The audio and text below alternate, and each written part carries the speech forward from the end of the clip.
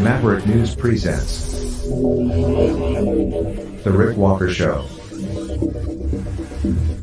Defrag your mind.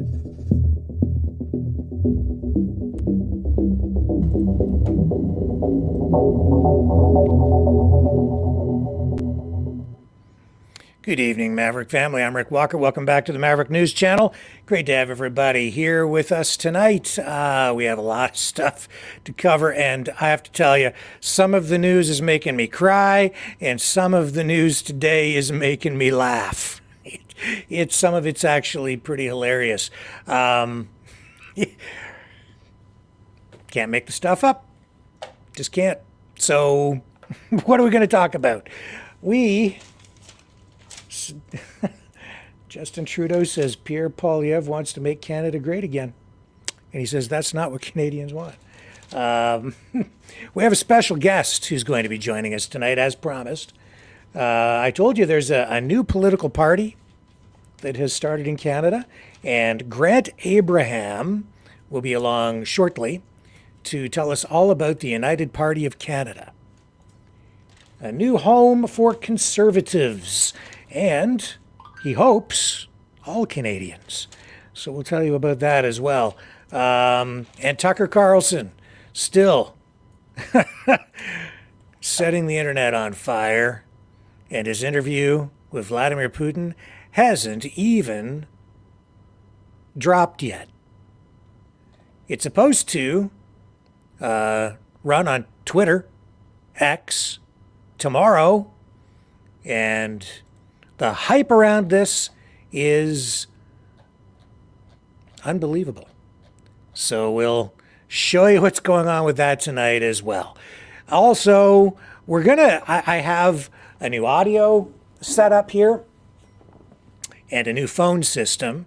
The audio system is needed for the new phone system, which I'm hoping will be a little bit more cost effective than the system we've been using. So we will go to the phones this evening as well. That will give you guys a chance to weigh in on the conversation. Hopefully all this technical stuff works tonight. I'm still trying to figure out how to drive this car, this digital internet thingy. But anyway, we'll see how all that goes.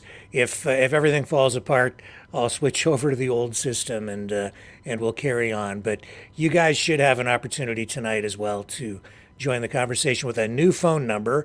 So be prepared to dial a whole new phone number tonight. Don't go away. We've got a stacked show for you, and I think you're gonna like some of it and probably hate other parts of it. I'll be right back.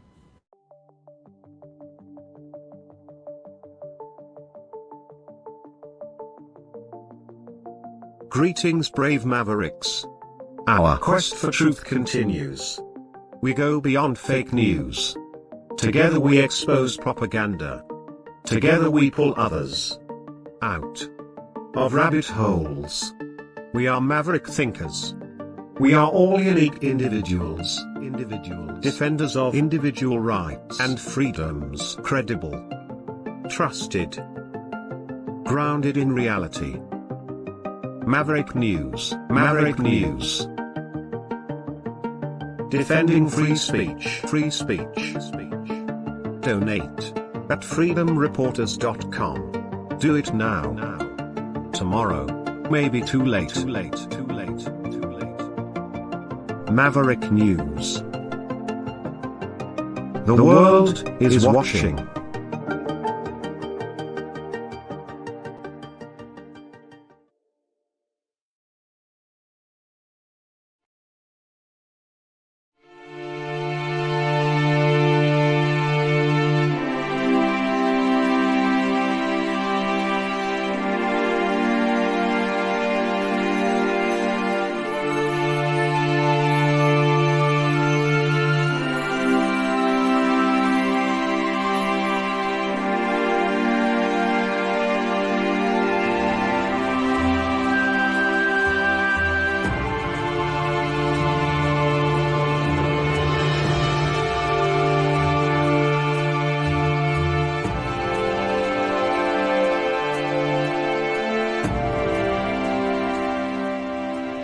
Maverick News. The world is watching.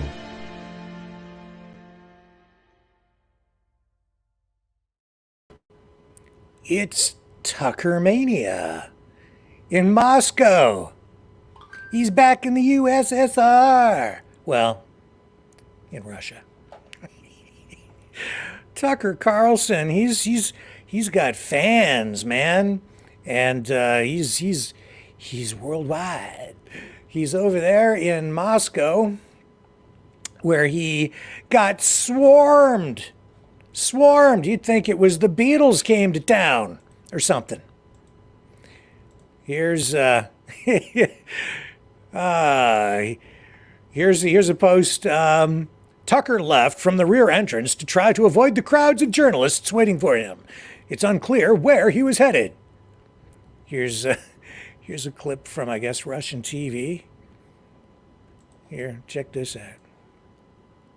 As you know, he has interviewed Vladimir Putin, and he has a 2-hour interview that is scheduled to drop sometime tomorrow. Did you like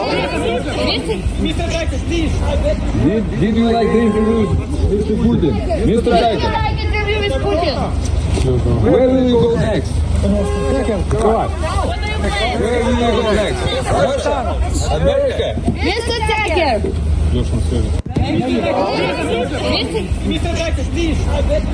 Did you like the interview? What do they think he's going to tell them? Yes, he told me all the secrets. So they're chasing him around in Russia to get him to say, I don't know what. This actually makes me laugh a bit too, because people are losing their minds over this. He's a journalist, and he's over in Moscow, and he's doing his thing, and some people think he's not a journalist, and some people think that he's whatever. It doesn't matter, man. He should be free to do what he wants, and he's over there doing his thing. And the mainstream media, by freaking out, and the government, by freaking out, are really just generating more attention for this. They're promoting it, is what they're doing. Here's okay, look. And this is so silly. You know what it is? Everybody knows this is like the big thing, right? So all the media, they're doing stories on this because they know they'll get clicks. They'll get ratings. So they're very focused on it. This is in the news cycle. It's hot.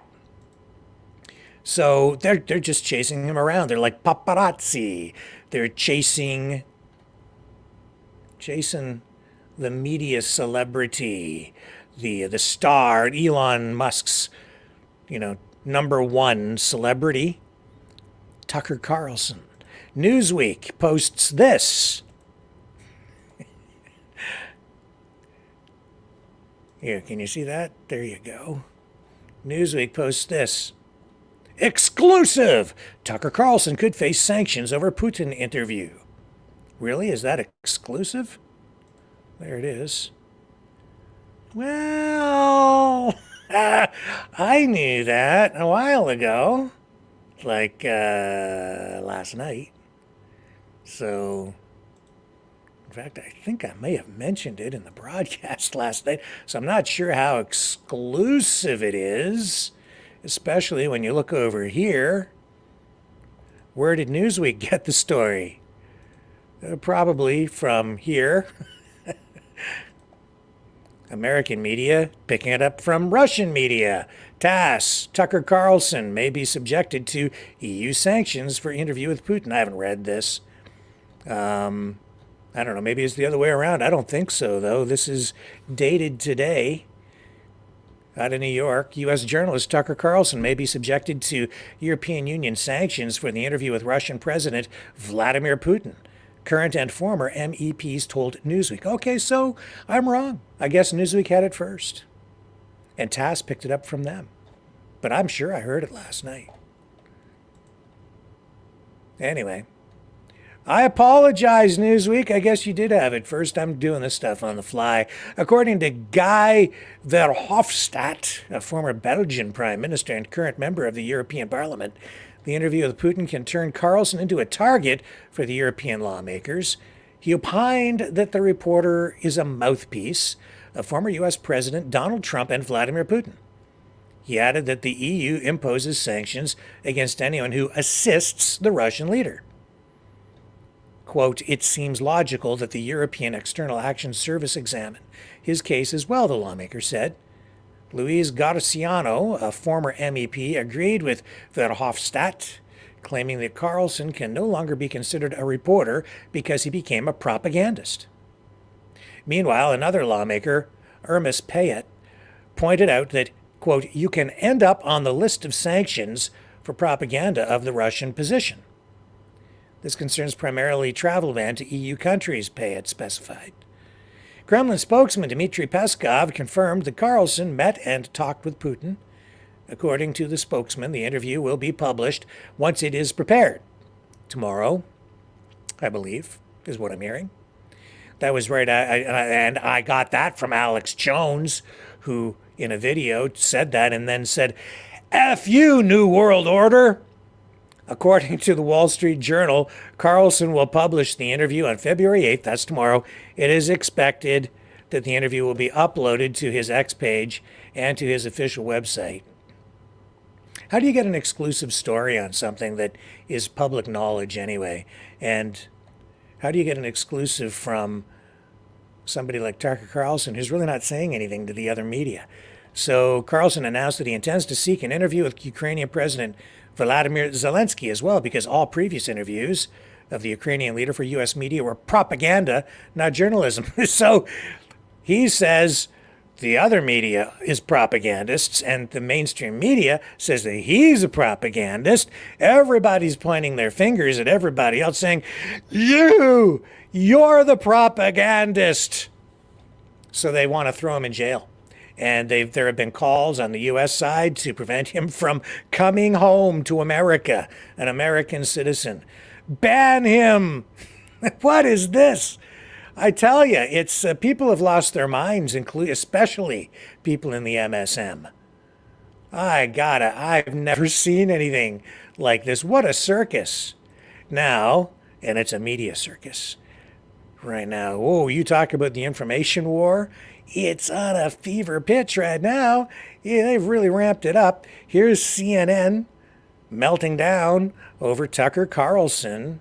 Here we go. Set. A massive shakeup in Kyiv coming as Putin is trying to court the MAGA GOP in the United States. In fact, one of the leaders of the MAGA GOP is in Moscow tonight. It's the man you see here with the MAGA leader Donald Trump. Tucker Carlson. Possibly there in Moscow to interview Putin. Definitely there as a Putin supporting celebrity. Just listen to how Russian state media is breathlessly celebrating his visit. Independent journalist Tucker Carlson has flown to Russia from the U.S. via Turkey to Vnukovo Airport. He saw Spartacus Ballet at the Bolshoi Theater, had lunch in a nice restaurant, went for a ride around town, rode the subway. He charged his smartphone via a USB port and connected to a fast and free Wi-Fi internet. He charged his phone. Although they're knowing the details about the fact that it was during USB port may give him reason to think twice about all of this. But look at them talking about him like a celebrity. Everything he does on camera, breathlessly repeated. No, it is unclear if an interview between Putin and Carlson will take place. But if it does, it gives Putin a chance to sit down with a big supporter. So it might be worth asking yourself, since it is getting pretty serious, what is this really about? Why do I hate Putin so much? Has Putin ever called me a racist? Has he threatened to get me fired for disagreeing with him? Does he eat dogs? These are fair questions, and the answer to all of them is no. Vladimir Putin didn't do any of that. I'll actually always remember watching that clip. I was standing in Ukraine 48 hours before the war began there. Well, Carlson then stood by Putin consistently all the way through. And that is why he can go to Moscow now without any fear of being summarily imprisoned. He's a hero. This was Putin's mouthpiece in the United States, somebody who had turned a blind eye to the atrocities committed by Putin because they were happening far away. Once vibrant towns turned to ruins, mass graves with dozens of bodies in the Kyiv suburbs, a theater full of innocent women and children sheltering, bombed, despite the giant world's children written on the roof, more than 200,000 Ukrainian soldiers killed or injured.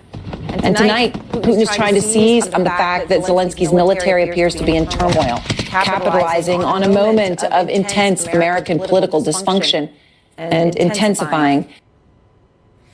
Okay, now I'm told that the audio is echoing pretty badly. So what I'm going to do, folks, is I'm going to take a quick break, change the audio system, and come back with cleaner audio for you so that this doesn't drive you nuts. Stay with me.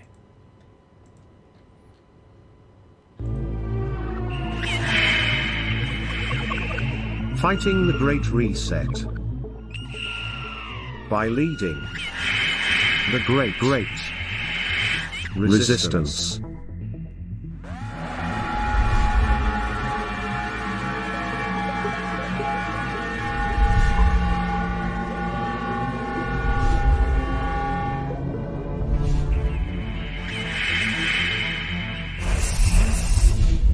Maverick News. The antivirus programs for your mind.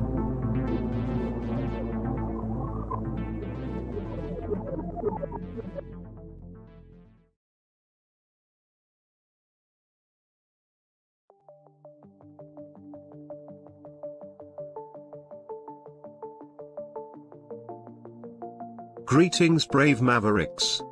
Our quest for truth continues. We go beyond fake news. Together we expose propaganda. Together we pull others out of rabbit holes. We are maverick thinkers. We are all unique individuals. Defenders of individual rights and freedoms. Credible. Trusted. Grounded in reality. Maverick News. Defending free speech.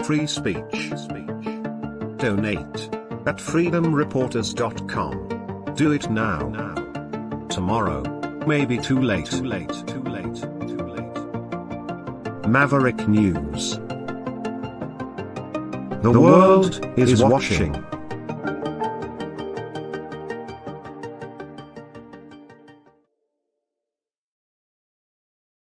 Okay, I'm going to go to the chat. You guys tell me, is that audio better now? Does that sound better?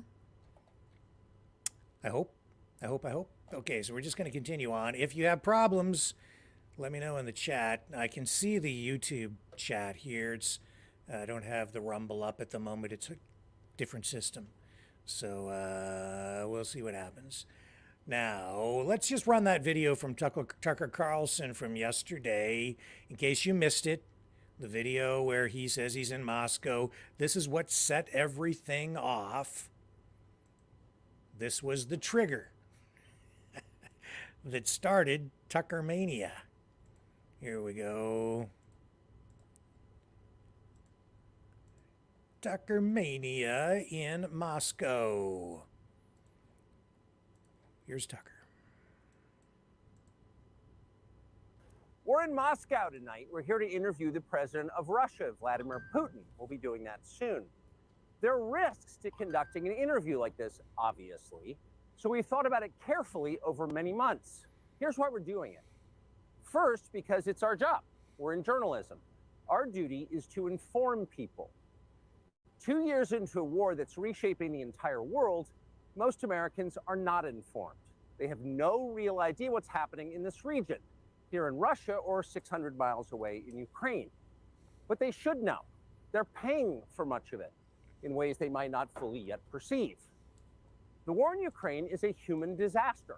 It's left hundreds of thousands of people dead, an entire generation of young Ukrainians, and it's depopulated the largest country in Europe. But the long-term effects are even more profound.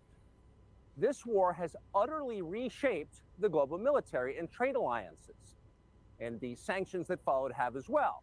And in total, they have upended the world economy.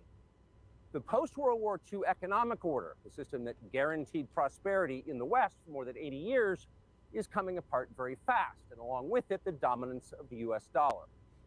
These are not small changes. They are history-altering developments. They will define the lives of our grandchildren. Most of the world understands this perfectly well. They can see it. Ask anyone in Asia or the Middle East what the future looks like. And yet the populations of the English-speaking countries seem mostly unaware. They think that as nothing has really changed. And they think that because no one has told them the truth. Their media outlets are corrupt. They lie to their readers and viewers. And they do that mostly by omission. For example, since the day the war in Ukraine began, American media outlets have spoken to scores of people from Ukraine, and they've done scores of interviews with Ukrainian President Zelensky. We ourselves have put in a request for an interview with Zelensky, and we hope he accepts. But the interviews he's already done in the United States are not traditional interviews. They are fawning pep sessions specifically designed to amplify Zelensky's demand that the U.S. enter more deeply into a war in Eastern Europe and pay for it. That is not journalism. It is government propaganda. Propaganda of the ugliest kind, the kind that kills people. At the same time, our politicians and media outlets have been doing this, promoting a foreign leader like he's a new consumer brand. Not a single Western journalist has bothered to interview the president of the other country involved in this conflict, Vladimir Putin. Most Americans have no idea why Putin invaded Ukraine or what his goals are now. They've never heard his voice. That's wrong. Americans have a right to know all they can about a war they're implicated in, and we have the right to tell them about it because we are Americans too. Freedom of speech is our birthright. We were born with the right to say what we believe. That right cannot be taken away no matter who is in the White House. But they're trying anyway. Almost 3 years ago, the Biden administration illegally spied on our text messages and then leaked the contents to their servants in the news media. They did this in order to stop a Putin interview that we were planning. Last month, we're pretty certain they did exactly the same thing once again, but this time we came to Moscow anyway. We are not here because we love Vladimir Putin. We are here because we love the United States, and we want it to remain prosperous and free.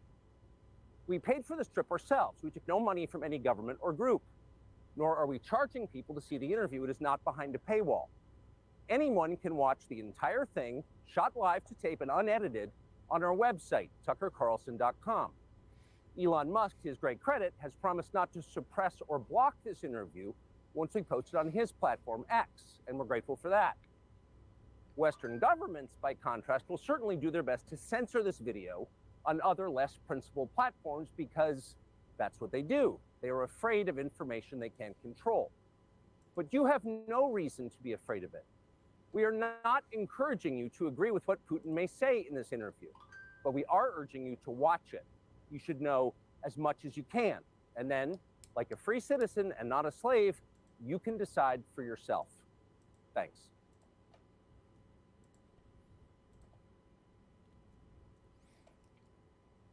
He is right that the world is changing.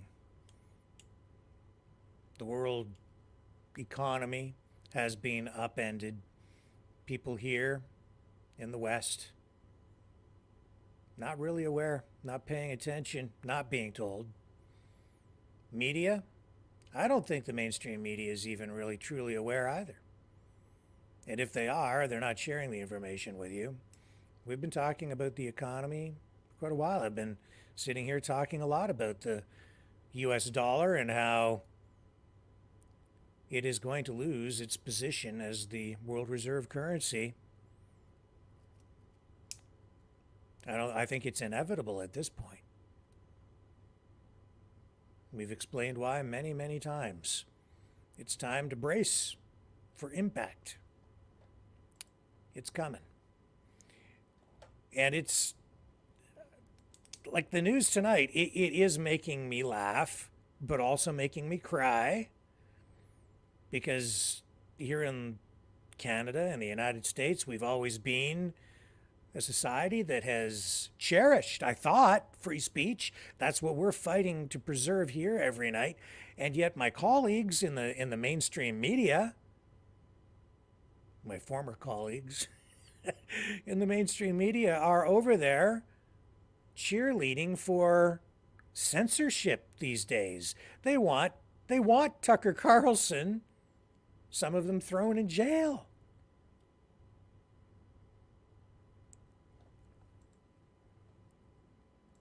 They want him penalized for doing what they themselves have done. Here's an interview with Vladimir Putin from NBC. This goes back to June of 2021. And listen to what was said here. I mean, this was a legitimate, hard-hitting question, sort of, but Putin here gets the better of the journalist. May I just ask you a direct question? Did you order Alexei Navalny's assassination? Of course not. We don't have this kind of habit of assassinating anybody. That's one. Number two is, I want to ask you, did you order the assassination of the woman who walked into the Congress and who was shot and killed by a policeman? Do you know that 450 individuals were arrested after entering the Congress, and they didn't go there to steal a laptop? They came with political demands.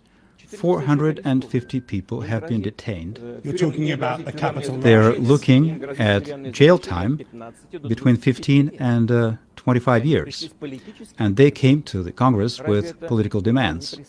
Isn't that persecution for political opinions? May I just ask you a direct question? Did you order Alexei Navalny's assassination? Of course not. Okay. So the media is losing their minds.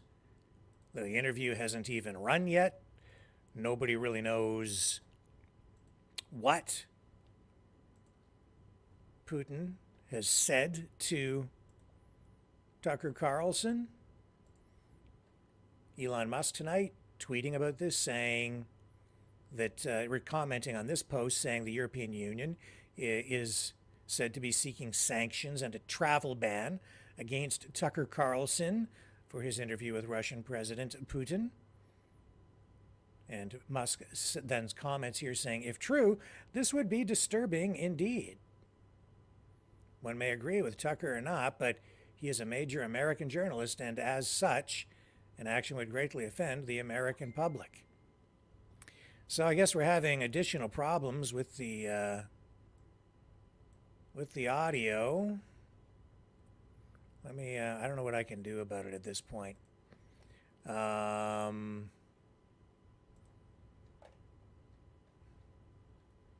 Should have left well enough alone, Rick, I guess. Let me see what I have going on here. How about that? Is that a little bit better, maybe? Or how about if I do that? Now we should have more gain on the microphone anyway. Hopefully that's a bit better. We okay, guys? Let me know in the chat. And I will continue on here. Okay, good. Excellent. So we have a little more gain on the mic. So hopefully the clips that we run tonight will be loud enough as well and be balanced out. I'll keep working on this system to get it set up a little bit better for everybody. Now, where was I with this Tucker story? Yeah, so Musk saying that it would be disturbing indeed. One may agree with Tucker or not, but he is a major American journalist, he says, and as such an action, he says, would greatly offend the American public. I think so. Even if he is a propagandist, he should still be allowed to go and do what he wants to do. I think, maybe. Should he? I don't know. If you're at war and you go and record an interview, which is actually propaganda because for whatever reason you are in the back pocket of the world leader that you're interviewing, who is at the time an enemy of the state because you're at war with the country he leads, would that then make you a propagandist, and would that be an act of treason? Or if you are a legitimate journalist acting in good faith, then would you be doing your job properly? And yes, I would say so. So that's really the question, isn't it? Is Tucker Carlson acting in good faith? Nobody knows. Nobody knows, but the mainstream media losing their minds. I guess it just comes down to whether you believe that Tucker Carlson is acting as a journalist or not.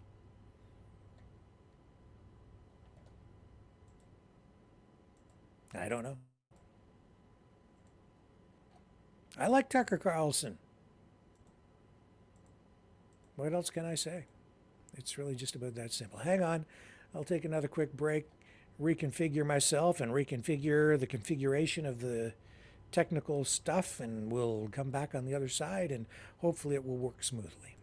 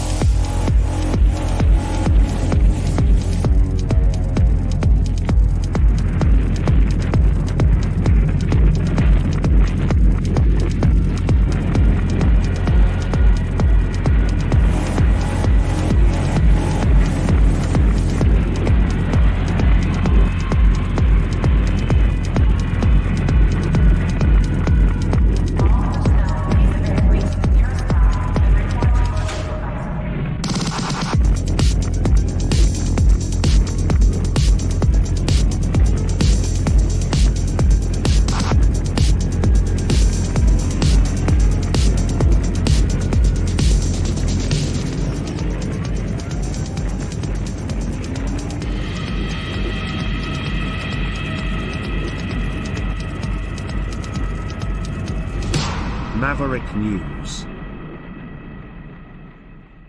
The world is watching. Okay, let's move on to other news. Let us move on to other stories this evening. Okay, you know, a few nights ago, we did the special show where I was going through the globe, right? With all the crazy stories. The crazy stories from the Globe. Well, I don't need the Globe tonight. I don't need the National Enquirer. I think I'm going to make a once a week show out of doing those crazy stories, because it seems like they are the stories out of there seem to have more credibility and seem to make more sense, I guess, than what I'm about to show you tonight. I started compiling the lineup, and I could not believe it. I was laughing my face off. Okay, so look at this. As planet warms, ferocious snowfalls like the one that hit Nova Scotia could increase. We know they got slammed with a major snowstorm out there, okay? And, pretty heavy duty stuff. 150 centimeters in some areas. That's like, I don't know how many feet. A lot of feet. You can see how high it is. It's as high as rooftops in some places. And I get what they're kind of saying, if there's actual science behind this, but it's ridiculous. It's just, you can't make it up. Can't make it up. Forecasters say a warming global climate could actually cause some parts of Canada to see colder conditions. Oh.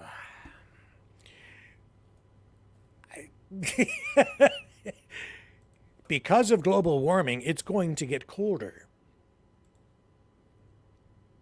including heavy snowfalls like the one that hit parts of the Maritimes this week. Should I even bother reading the rest of this?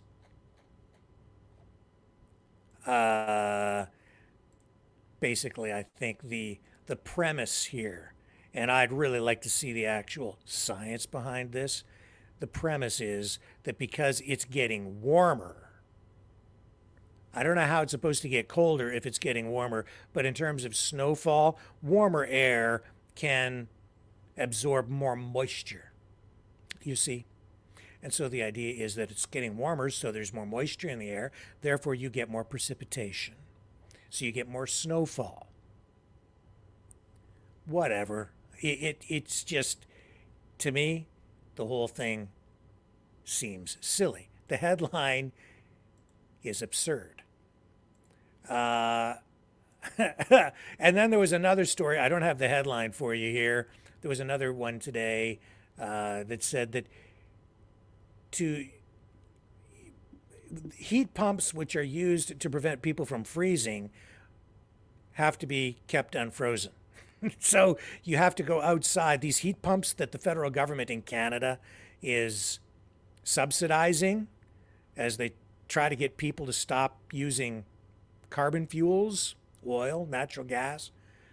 You have to go outside and keep it clear of all the ice and snow. Otherwise, it won't work, and you'll freeze to death. So a lot of good the heat pumps are. This story, and I mean this one here. It's just, I feel sorry for this guy. I can't believe this is an actual mainstream media headline tonight, but it's true news. Man who spent years building Eiffel Tower with 700,000 matchsticks may be denied world record for using the wrong matchsticks. Oh my God. Can you imagine? This guy spent 8 years constructing this Eiffel Tower, 8 years of his life building this Eiffel Tower out of matchsticks, hoping to break the world record, only to find out that he's disqualified because he used the wrong matchsticks. Just, really? Like, really? It took 8, wow, really?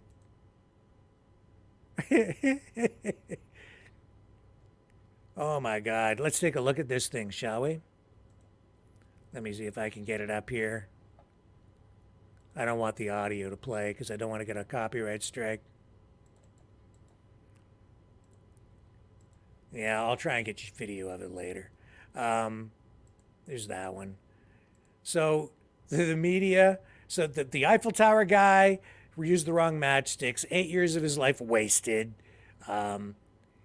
The climate is warming, so everything is warming, so everything's going to get colder, and you're going to get more snow. And then there's this, Nikki Haley. I don't think I've ever seen this in my life. How do you lose?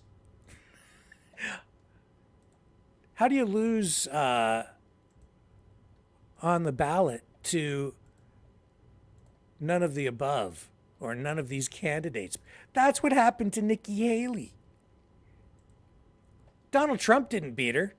Well, maybe in a way he did, but Nikki Haley loses to none of these candidates in the Nevada GOP primary because Trump wasn't on this ballot. The way the system there works, he's on a different thing. So she's up against basically nobody, and she loses to none of these candidates on the ballot. She lost. She couldn't even beat none of these candidates. It was a stinging rebuke of Haley, the former U.S. ambassador to the United Nations and South Carolina governor, and one that some party leaders had encouraged. The outcome in Nevada was Haley's third consecutive loss in an early state primary contest. Still, Haley's campaign indicated that the results wouldn't affect how long she'd stay in the race. "I'm not giving up. Nobody wants me, but I'm not quitting. I'm not going away." Even Donald Trump knows that when you play penny slots, the House wins, they said. Who said this? This was a spokesperson for Nikki Haley, Olivia Perez Cubis. "We didn't bother to play a game rigged for Trump. We're full steam ahead in South Carolina and beyond."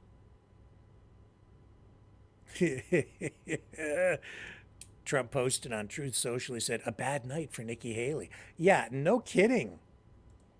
I've never seen that before.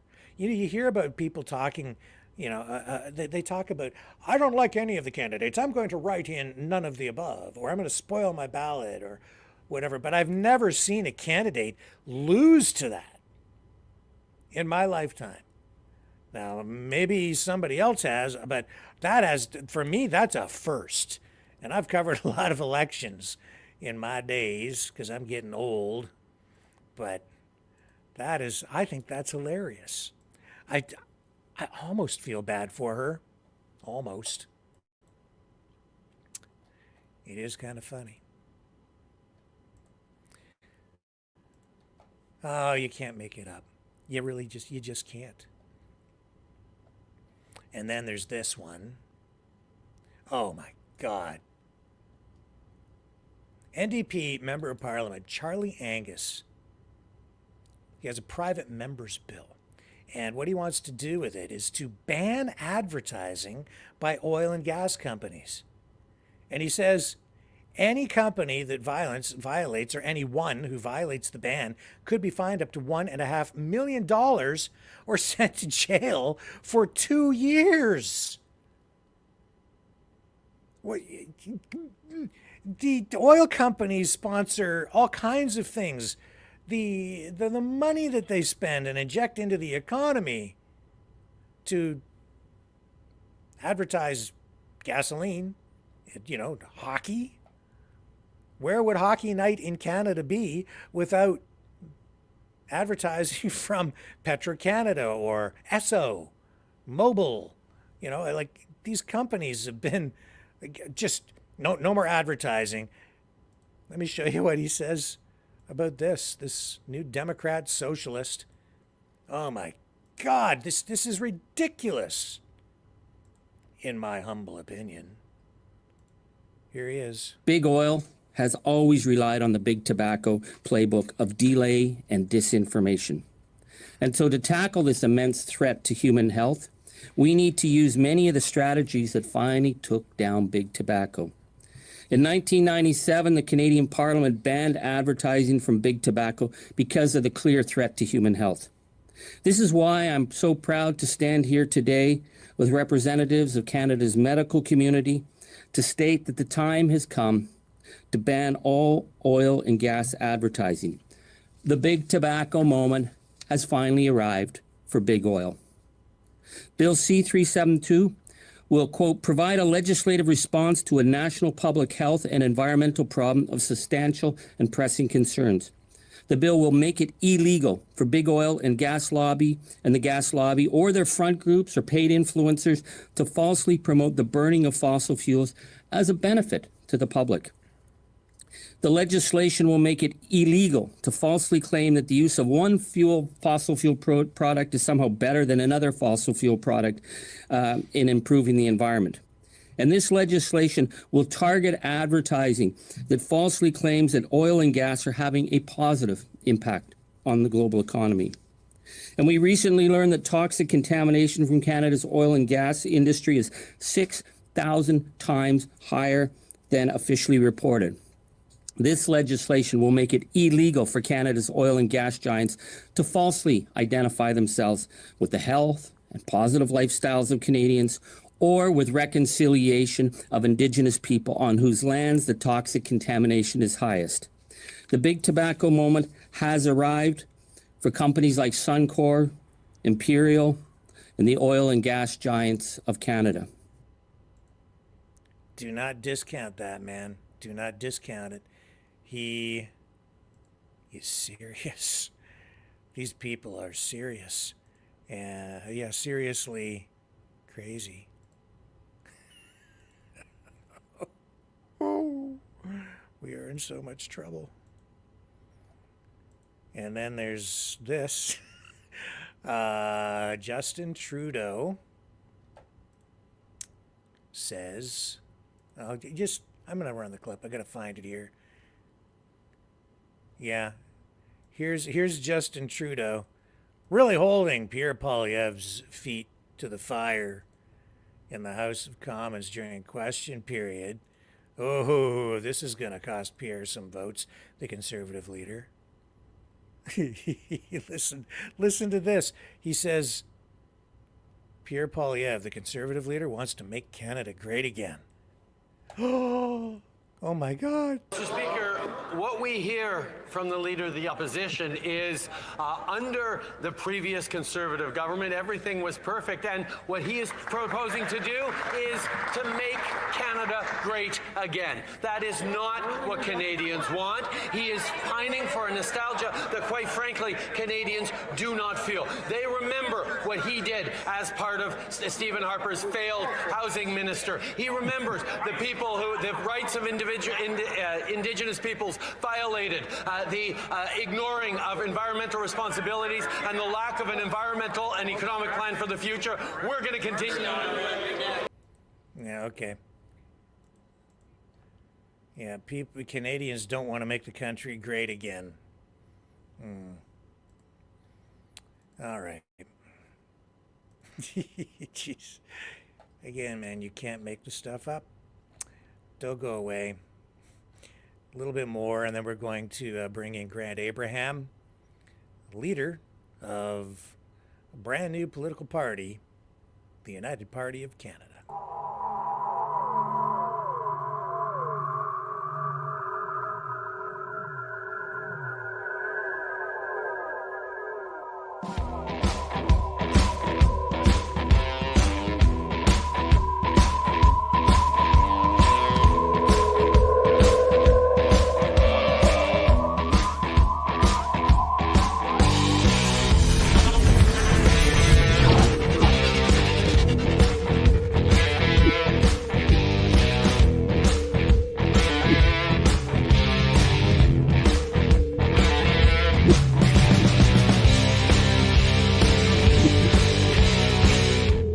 Maverick News. The world is watching.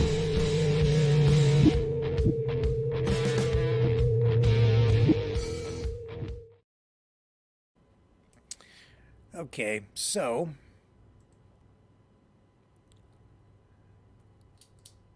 auto theft. This is what they're focused on, the Liberal government. Cabinet ministers are tackling this issue. This crucial summit that they say is tackling the alarming surge in auto thefts across Canada. Industry Minister François-Philippe Champagne sets the tone for this, emphasizing the importance of addressing issues that hit home for Canadians. So tomorrow, February 8th, top officials from various levels of government and law enforcement agencies, including the Canadian Border Services Agency, are slated to convene, aiming to brainstorm effective strategies to combat the rising tide of vehicle thefts. According to a report by the Canadian Finance and Leasing Association, a vehicle is snatched every 6 minutes in Canada, making a return to peak theft levels seen, or marking rather, a return to peak theft levels that were seen back in the early 2000s. The report credits collaborative efforts and advancements in anti-theft technology for previously declining rates, but then we got Justin Trudeau. And Pierre Poilievre, again, in a heated exchange today in the House of Commons, made this issue one of the main topics of debate. It was back and forth for quite a long time between Poilievre and Trudeau, mostly on issues of economics, and this auto theft issue plays into that as well. Let's go to the House of Commons question period. Here's part of it. Appropriate for Quebec. We will continue this work respectfully, without any squabbles, despite what the Bloc wishes. The Honourable Opposition Leader. The crime, Mr. Speaker.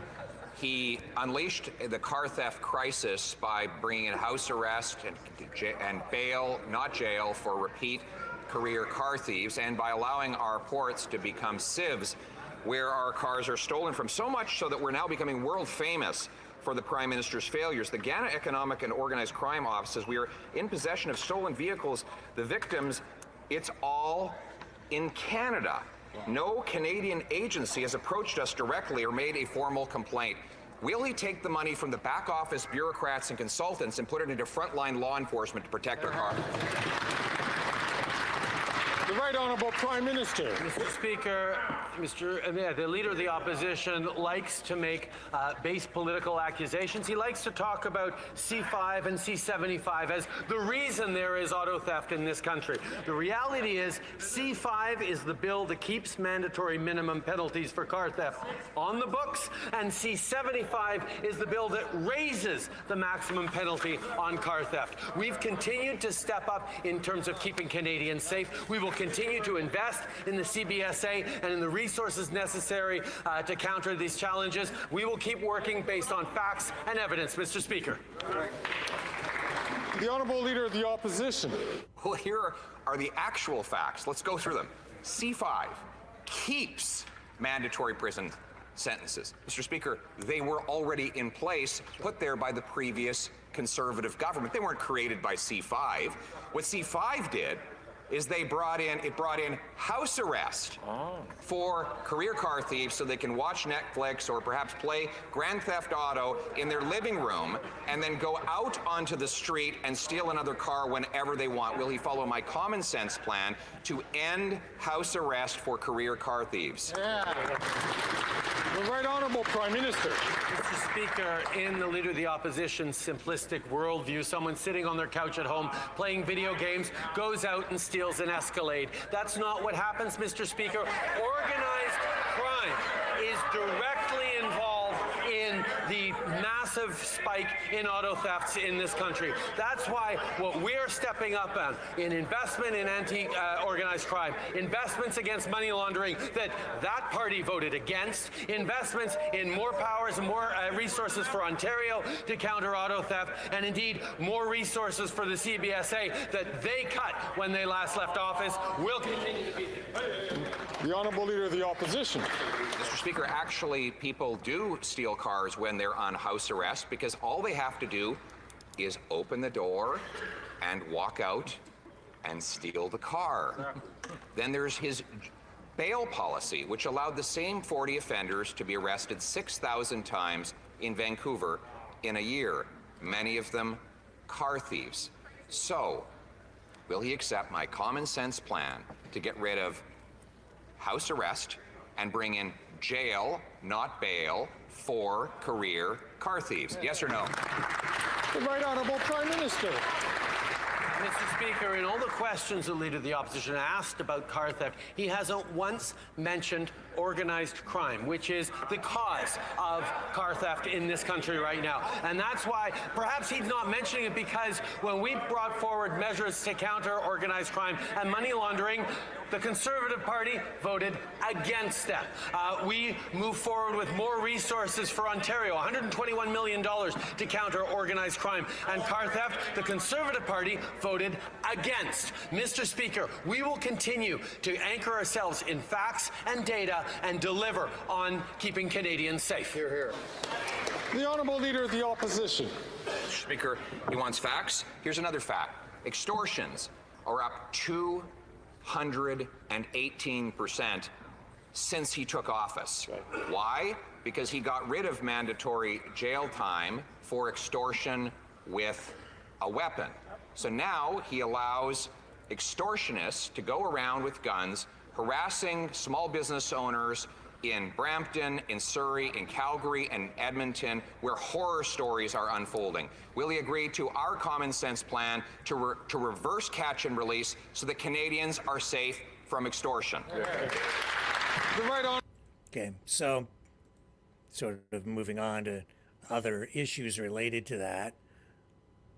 We have Public Safety Minister Dominic LeBlanc addressing the car theft issue as they prepare to tackle this through this car theft summit, which we will follow and provide an update for you on as available. Let me get you Dominic LeBlanc.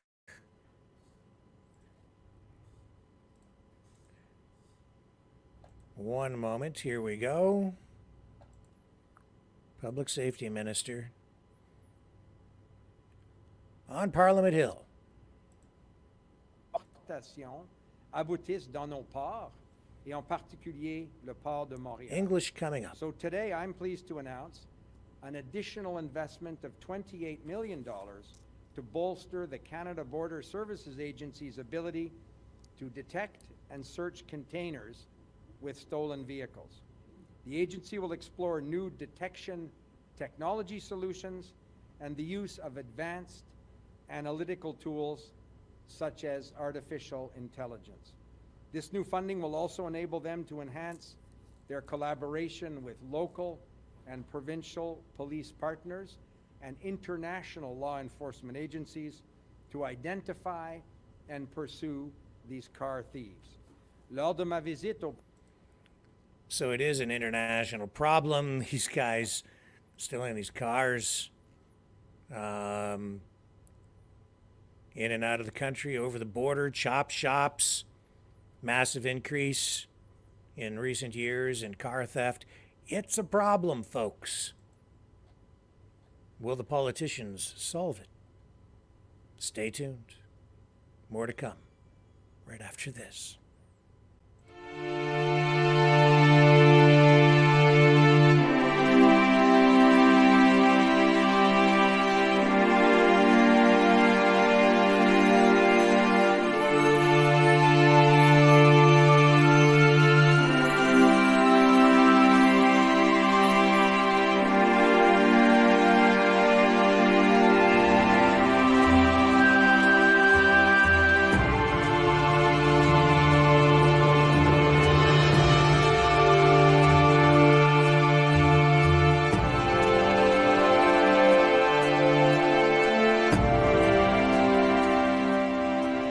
Maverick News.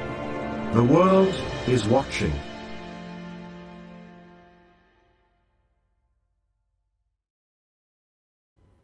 Okay, I am getting things teed up here for you.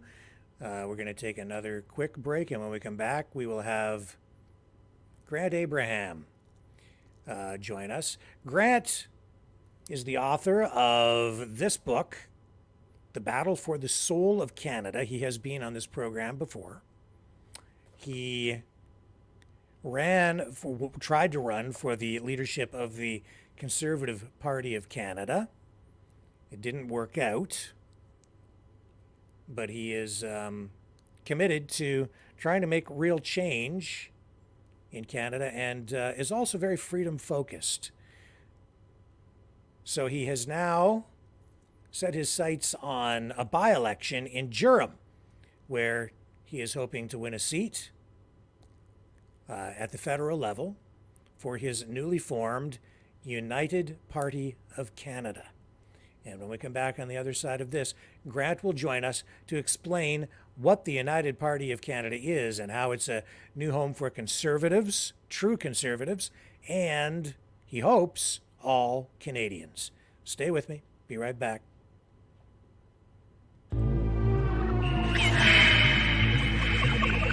Fighting the Great Reset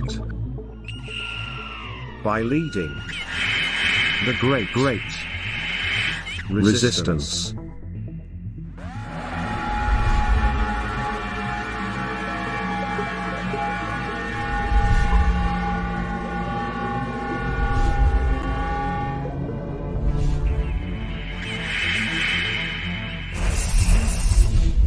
Maverick News. The antivirus programs for your mind.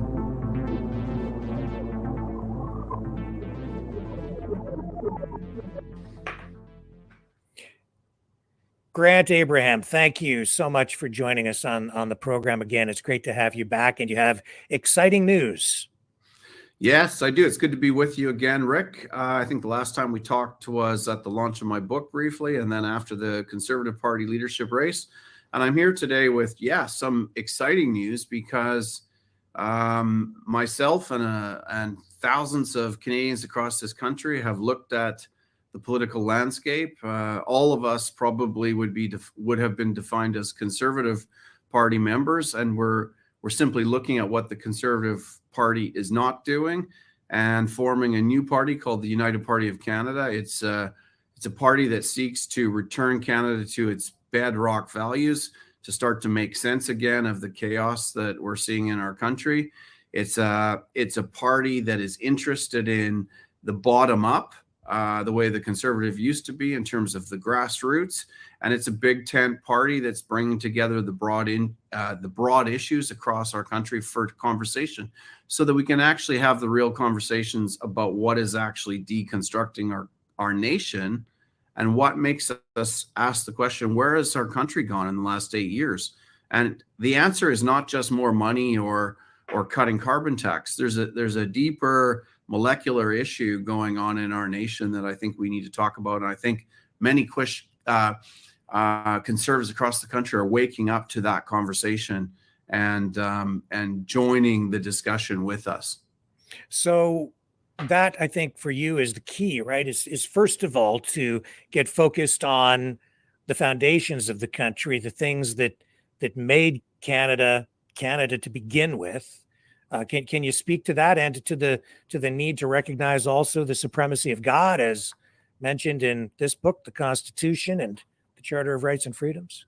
Well, it's, I mean, we're going right down now really into the DNA of the nation. And I think that's probably where I was hinting at in terms of bedrock values. I mean, our charter is very clear. This nation was founded upon the supremacy of God, or principles relating to the supremacy of God and the rule of law. And regardless of what you think of God, there's a framework that came to this nation with the Christian faith, whether it's Catholic or Protestant. And that was basically love your neighbor as yourself and don't do harm to others. And right now we're in a position where we have forgotten as a nation the concept of the supremacy of God. I would go further and say we've forgotten the reality of the existence of God. I personally would take the view that he's not an indifferent bystander. He is involved in the affairs of men and women and nations. And for generations, Canadians have held that belief.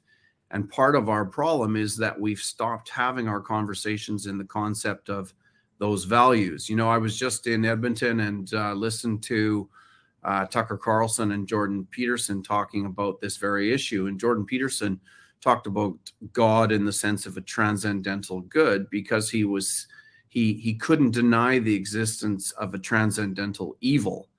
And it's not very difficult for Canadians now to see that we have a major corrosion of the value framework of our nation that's deconstructing it. And so unless we start to get into these value issues, we can't really have a serious discussion about fixing the real root problems if we're just talking about, you know, money and tax, because it's so much deeper than that. And that's ultimately why the Conservative Party of Canada is providing a shallow offering to Canadians, because they're not having the real conversations that Canadians need and want to have. And I'm seeing that on the street.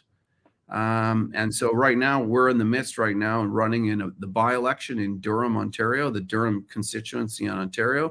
And this is live in discussion now in Ontario as of yesterday. So these are the kinds of conversations we want to be having with the constituents of Durham in the next 3 weeks before that election on March 4th. And this is a conversation that calls to Canadians, particularly conservative Canadians that are embedded in the Conservative Party, that value, you know, freedom, the primacy of parental authority, that value the freedom of faith in our nation as values that built this nation, to really look at what is happening in our country, the deconstruction of the kind of pillars that built this nation, and look and ask themselves what the Conservative Party is not doing to stop that. And I think there's a huge conversation there. That is essentially what I've taken the time to write a book about, to wake up the social conservatives in Canada, whether they're Sikh or Muslim or Christian, and to look and say, we've got bigger problems. We can't just get hung up on the tinsel that the Conservative Party is hanging out on this dying tree called Canada. And so, yeah, real conversations we've got to have. And I think that's why I appreciate talking to you, because you're good to go there have these conversations. Yeah, what we're talking about here, I think, is globalism. It's the connections with the World Economic Forum, the World Health Organization. It comes down to an issue of sovereignty and Justin Trudeau's vision of Canada being the world's first post-nation state. Yeah, and that is deeply concerning. And I believe that when Justin Trudeau said that, most and many, if not probably by far a great majority of Canadians, didn't flag that as a significant statement for the country when he made it in 2018. That's deeply, deeply concerning. It is the narrative behind the changes that we're seeing happening with regard to the influence of the WEF, with regard to the World Health Organization starting to take authority for our health in Canada in the event of a pandemic. We're seeing the changes of the definitions of pandemic to make it easier to define one. And this is all poured into a punch bowl in Canada where we have significant regional alienation.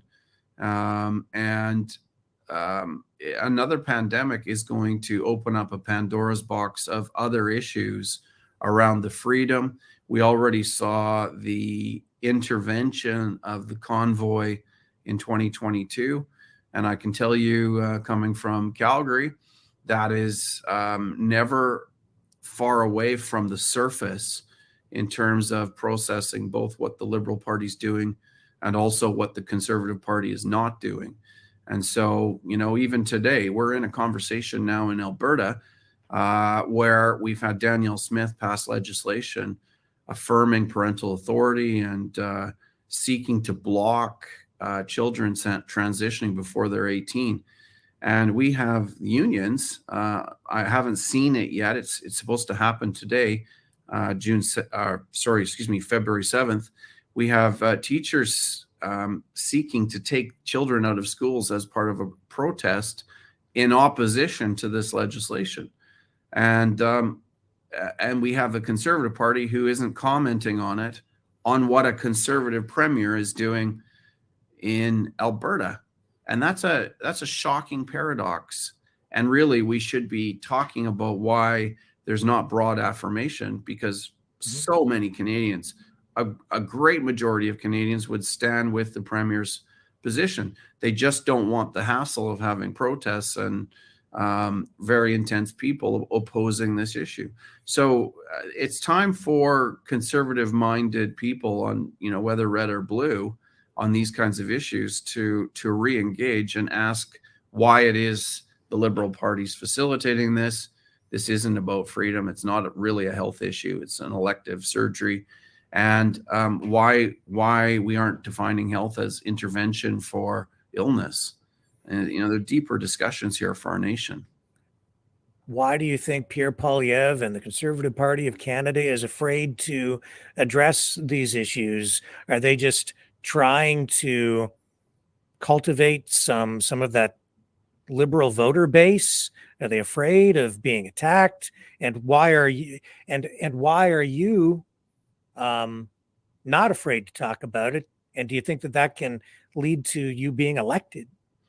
Well, I think it can, because I think Canadians are fed up with these issues going on beneath the surface that are the elephants in the room that we don't talk about. So I believe that it's time for fresh voices in this country. I'm not a career politician.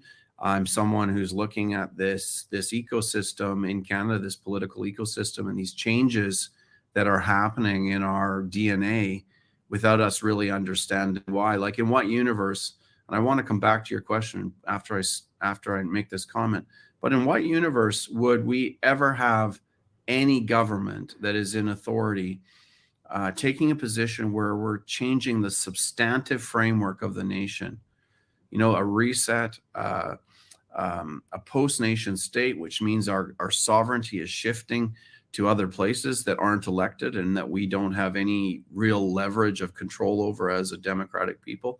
In what universe would that ever happen without a referendum or a clearly stated platform in an election mandate? And that is why we're seeing this happen. In my view, the decisions that have been taken to do that are ultra vires, which is a legal term, which means they're outside of the authority because they haven't had the mandate. And we're into a real question of legitimacy here in terms of some of these substantive changes. The people of Canada are feeling that and continue to feel it. And I believe, and many other people that have gotten behind this party's formation believe that we need to have those conversations. Why are the Conservatives not engaging it? I think that they are working on an election calculus right now where they don't want to trip minefields, but that's not leadership. That's electioneering. We have a scenario where we have a Conservative Party that was formed out of the Alliance Party and the former Reformers together, and we've had 20 years now of scenarios where we have defaulted to fiscal conservative issues, and we have said to a huge swath of the Conservative Party that we are going to deal with those social conservative issues, whatever, life, euthanasia, abortion, whatever, however you want to define those in whatever context. We're going to deal with those when we have a majority, when we have power, when we've sorted out the economic issues. And that was Stephen Harper's position back in 03, 04, 05, 06. And the social conservatives have sat inside the Conservative Party waiting for these changes. And the most recent evidence of that is this policy convention the Conservatives had. Everyone traveled from all over Canada to bring their policies to the table and probably establish value affirming policies that would resonate with the membership of the Conservative Party. And Poilievre's position was to simply say, there's no guarantee that any of these will make it into an election platform. So, I see social conservatives, and I was one of them within the Conservative Party, as people that are essentially abused, that are sitting there waiting for the abuse to stop. They're almost like they're in Stockholm syndrome, and they like the party. They're worried about Trudeau not getting in again, but the real issues are not being advanced consistently.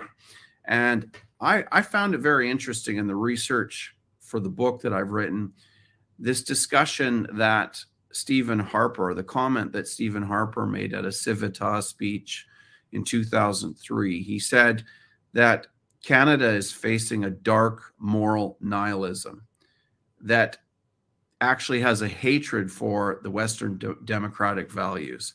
And I found that comment very interesting because 20 years later, that is actually what we're dealing with. And I think the irony of that, or the sadness in that comment, was that he stated it in philosophical terms. He didn't just call it evil, because we're now dealing with drag queens reading pornography to our children. We're having fundamental discussions about not being able to define what is a male or a female in our nation. And that lack of definition in the Conservative Party took root. And in 2006, we had young Conservative MPs saying, we've basically tamed the social conservatives in our nation, and they've kind of gone along without a peep, those embarrassing and bombastic people that came from the Reform Party. And that happens to be a lot of Western Canada. And no longer is it enough just to get rid of Justin Trudeau. And I think that's why people are waking up, particularly in Western Canada, although the people that have joined this discussion within the United Party of Canada are from right across the nation that are looking at and seeing the deeper issues. And those deeper issues, I think, are threatening to really tear the country apart, because we're seeing, I think, a growing separatist movement in the West. Quebec still has some discontent, and with the pandemic and the lockdowns and everything that has come from that, we're seeing even the creation now of your party. But it's your desire, I guess, to keep Canada together. Is that fair? Yeah, this federal discussion is a very important discussion? I think that it is. In talking to Ontarians, as I've gotten deeper into discussions with people in Ontario and in the Durham constituency on this issue, this conversation comes up about the regional, equalization payments, some of the voting reform that we need in the country. And some of the attitude's interesting to me coming from Alberta talking to Ontario people, because they'll say, oh yeah, we're aware that there's this discontentment in Western Canada. Maybe we should let them go, and I think that's such an interesting conversation, because there's no realization about the subsidization of central Canada coming from the West. And many Western Canadians feel like it's time to stop being a colony of a colony.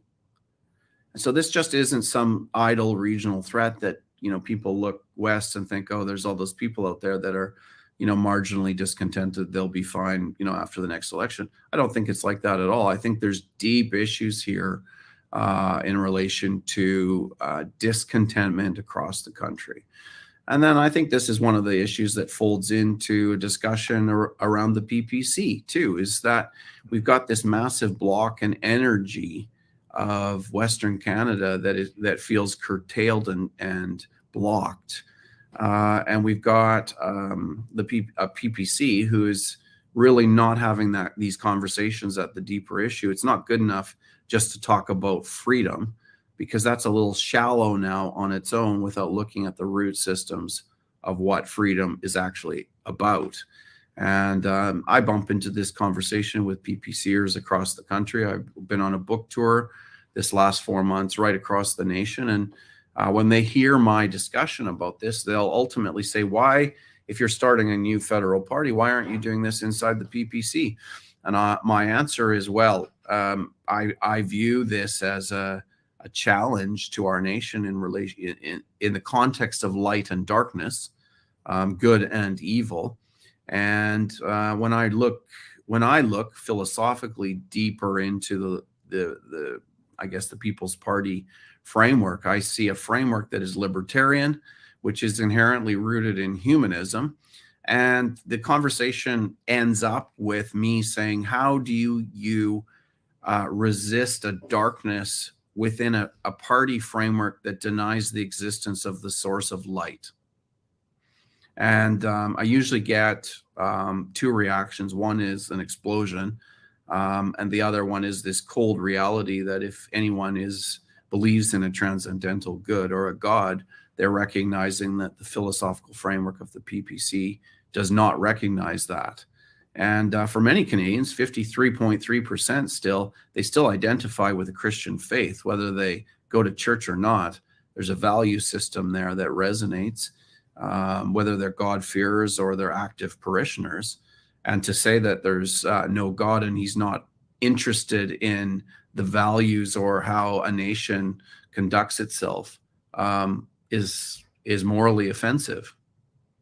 And whether someone is religious or not, recognition of the supremacy of God is important, because without that, it's Justin Trudeau who decides what's moral, or a government that decides what's moral and right. And we don't, I think at a very innate level, that core level, Canadians don't want to believe that we could live in a country where even if it's a notion of God, this notion of God is replaced by a government that is prepared to trample over charter rights, that's prepared to freeze bank accounts.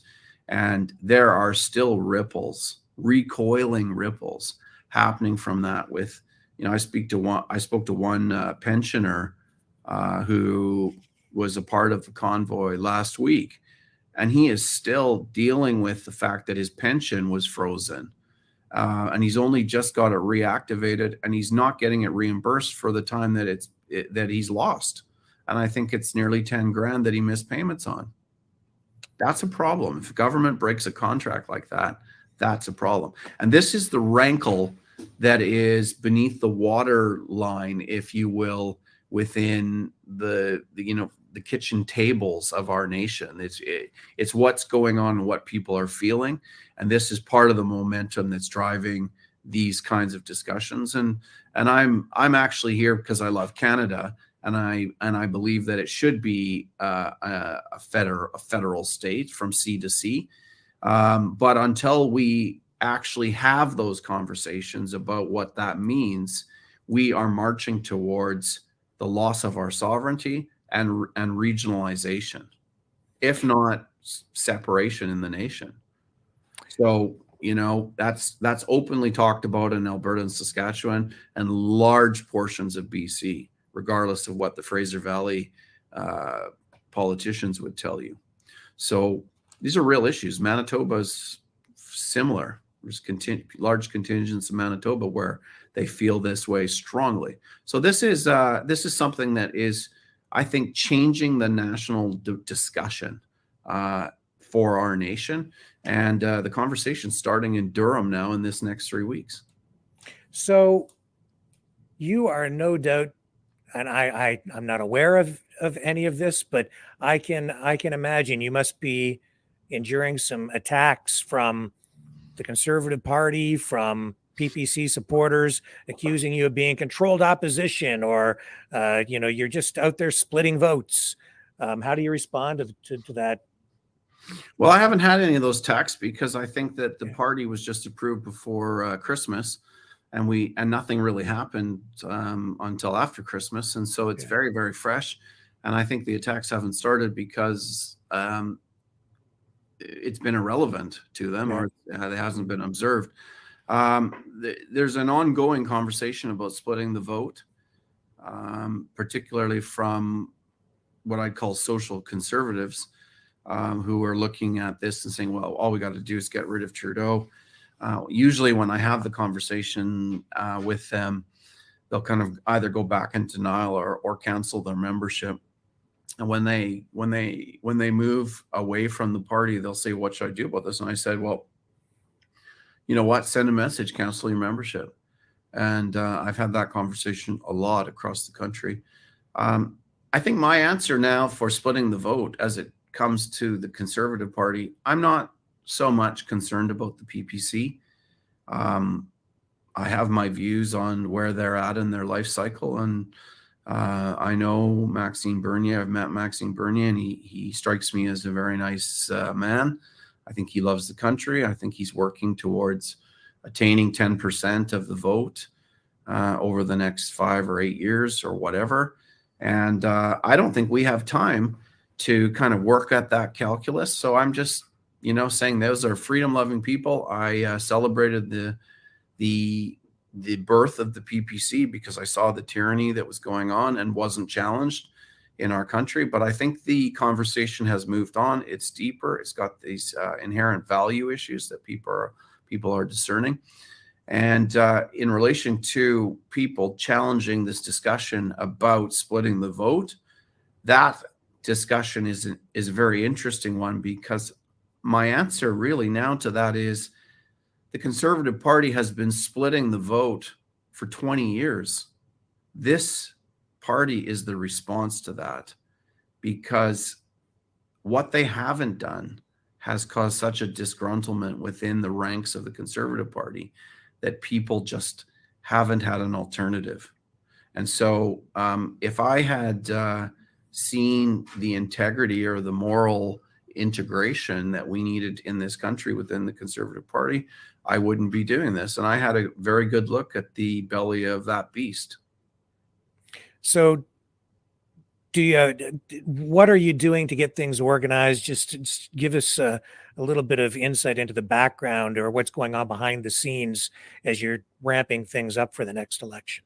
Well, we're working on all the normal systems that you'd expect to see within a federal party that's seeking to attain power in this country or influence, be a neck that turns the head, and even in terms of a minority position. So we're developing the infrastructure that we need to do. We're building team across the country. We're running in this by-election in Durham, Ontario, that will position the party for hundreds of seats to contend across the nation. This is not a flash in the pan. This is something that is an alternative now for Canadian voters that are interested in the deeper conversations and returning the nation to the bedrock values and allowing people to feel secure, return to prosperity, bring our country back to wealth and prosperity, freedom, and the greatness that our country was. Right now, we have deep, deep problems that we're not actually talking about the root cause of them. In your book, this is The Battle for the Soul of Canada, Firing the Forge, you refer to convoy conservatives. What exactly do you mean by that? Well, I picked up on that term actually because I read Tasha Karadan's book, who's the name of the book I can't remember, but she talks about convoy conservatives. She refers to them as kind of these people that are on the fringe of conservatism in Canada, I think. I don't want to misstate her. I'm just going from memory. And she kind of sees them as very shallow conservatives, I think, in my estimation of her analysis of them. I guess I redefined that term in my analysis, and I talk about the convoy conservatives as the people that will be catalytic for the rebirth of conservatism, because they're actually the people that are reacting deeply to the loss of sovereignty and freedom of our nation. And so they're the orphans out there that have turned their back on the legacy parties. They're the people that joined the convoy because they knew that there was something deeply wrong and they showed up to stand for freedom. They're the people that are looking and saying, we have a value drift in this nation, which is making the country unrecognizable. And we're not hearing the conversations that will reflect the Canada that we love, or that reflect the Canada that we love. And so that tag, if you will, of convoy conservatives was kind of a negative, almost derogatory term assigned to these people that Pierre Poilievre may woo into the Conservative Party to help them with the next election, but that I'm suggesting are properly people that have already left and won't come back to the big blue tent of the Conservative Party because they see the deeper issues.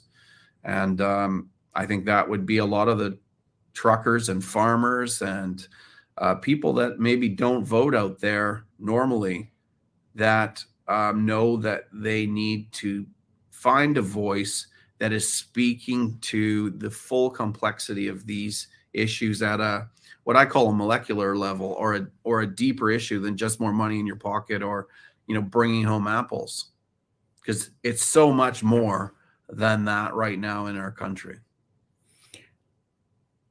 When I go out and speak to people in public, and I think like yourself, here in Ontario, it seems most people are still sort of asleep when it comes to politics, even after the pandemic. And if they're asleep or sleepy, they're probably not entirely aware of these global issues that we've spoken about. So how do you create a message that resonates with them? I think the CPC, Pierre Poilievre, they're enjoying some success right now in the polls because they have a very simplified message. It's a marketing tactic to just deliver something that people can understand. But if people aren't awake, beyond maybe the 10% of the population out there that is aware, how do you make that resonate with people? And it seems like you have a twofold issue. You have to wake them up and then get them to vote for you. Yeah, and I think that there's a timeliness to this right now, because I think that the point that you're making was a lot harder 2 years ago. And I think that as we go along, we move closer to a U.S. election. We're seeing what is happening down in the U.S. We're seeing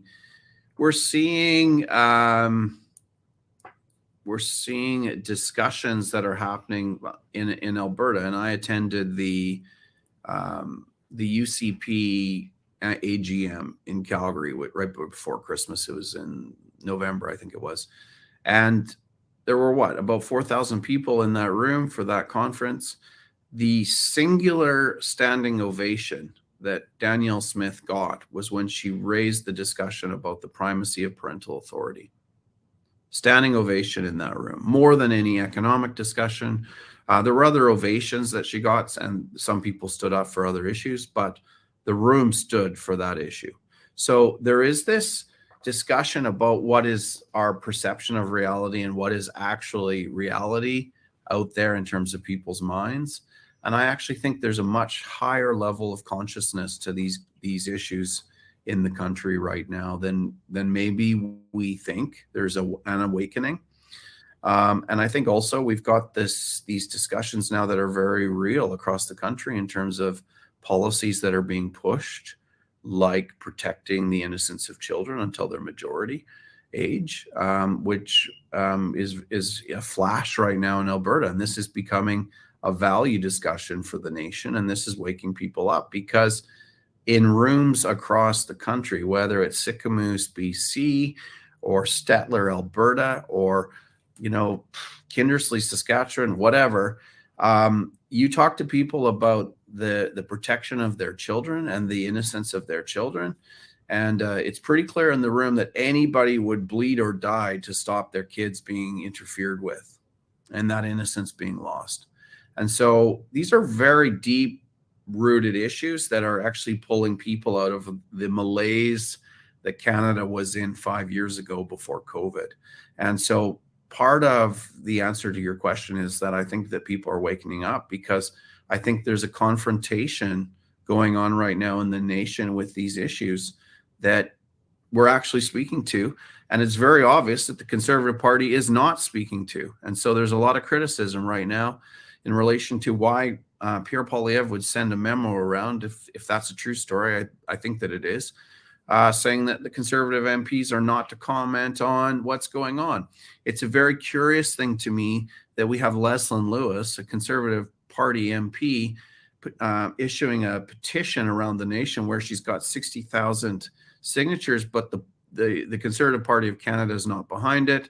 Pierre Poilievre, to my knowledge, hasn't commented on it or signed it, or neither of other caucus members. Why is that? Why is that? And so I think that there are a lot of people that are awake. They just don't think that we can have a political solution. And I think in this nation, if we're going to protect this amazing country that we have to have these conversations. And that is why myself and thousands of other Canadians have come together to form this party. When I listen to people who say that they don't believe there is a political solution, that really concerns me, because if we don't have a political solution, the alternative to that seems pretty extreme. But those same people seem to have concerns about colonialism. They have concerns about, Canada's attachment to the king. I don't.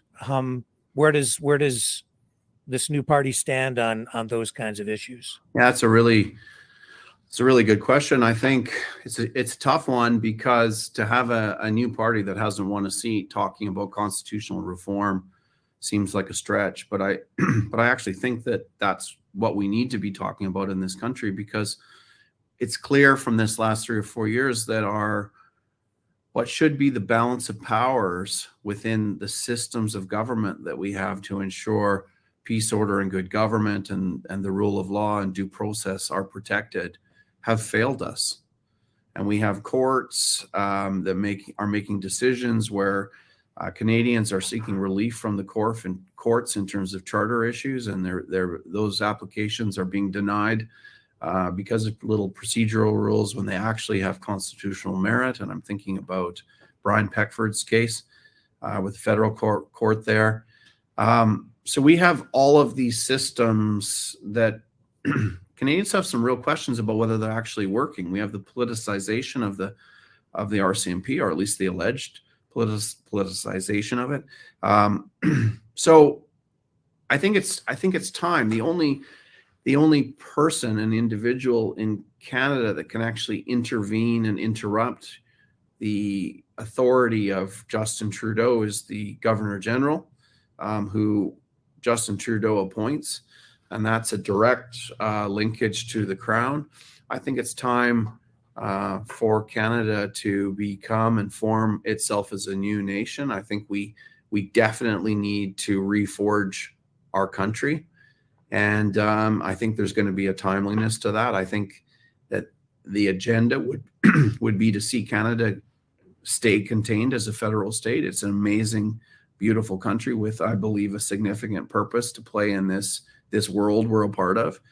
But we've got to fix some of those issues to prepare us for the next 150 years, because we've got to the spool of thread that has been our 1867 Constitution, I think, has spooled out, and we've seen that there's too many pieces of it that aren't working, and that the nation and the people have been vulnerable to abuse of a minority party, which goes back to my comments about legitimacy of the government and the mandate that they have to make the changes that they've made.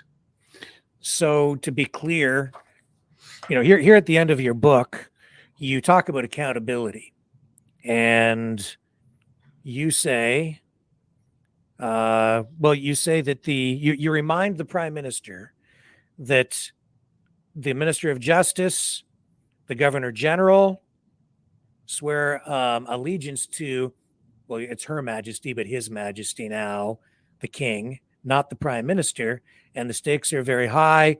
Public sentiment requires that Mr. Trudeau and his handlers think carefully on this caution. But as I'm listening to you, well, that to me seems like there's some constitutional protection for the public because of our attachment to the monarchy. Am I hearing you correctly am I hearing this correctly? Are you saying that you would be in favor of decoupling from the monarchy?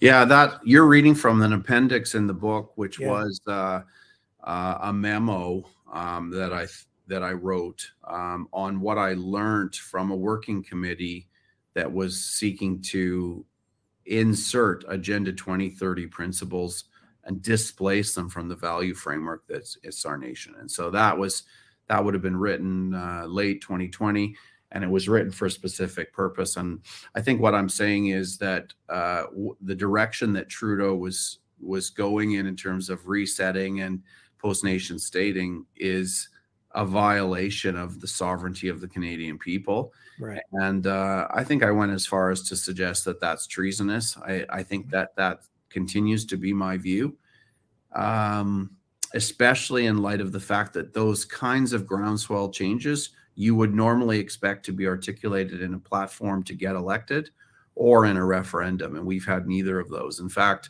the direct quote, I think, is COVID has provided us with an opportunity for a reset. And who changes the fabric of a nation because of a health pandemic? So what's the agenda driving these changes? The only explanation, the prima facie explanation, is that there's a migration of our sovereignty away from the Canadian people.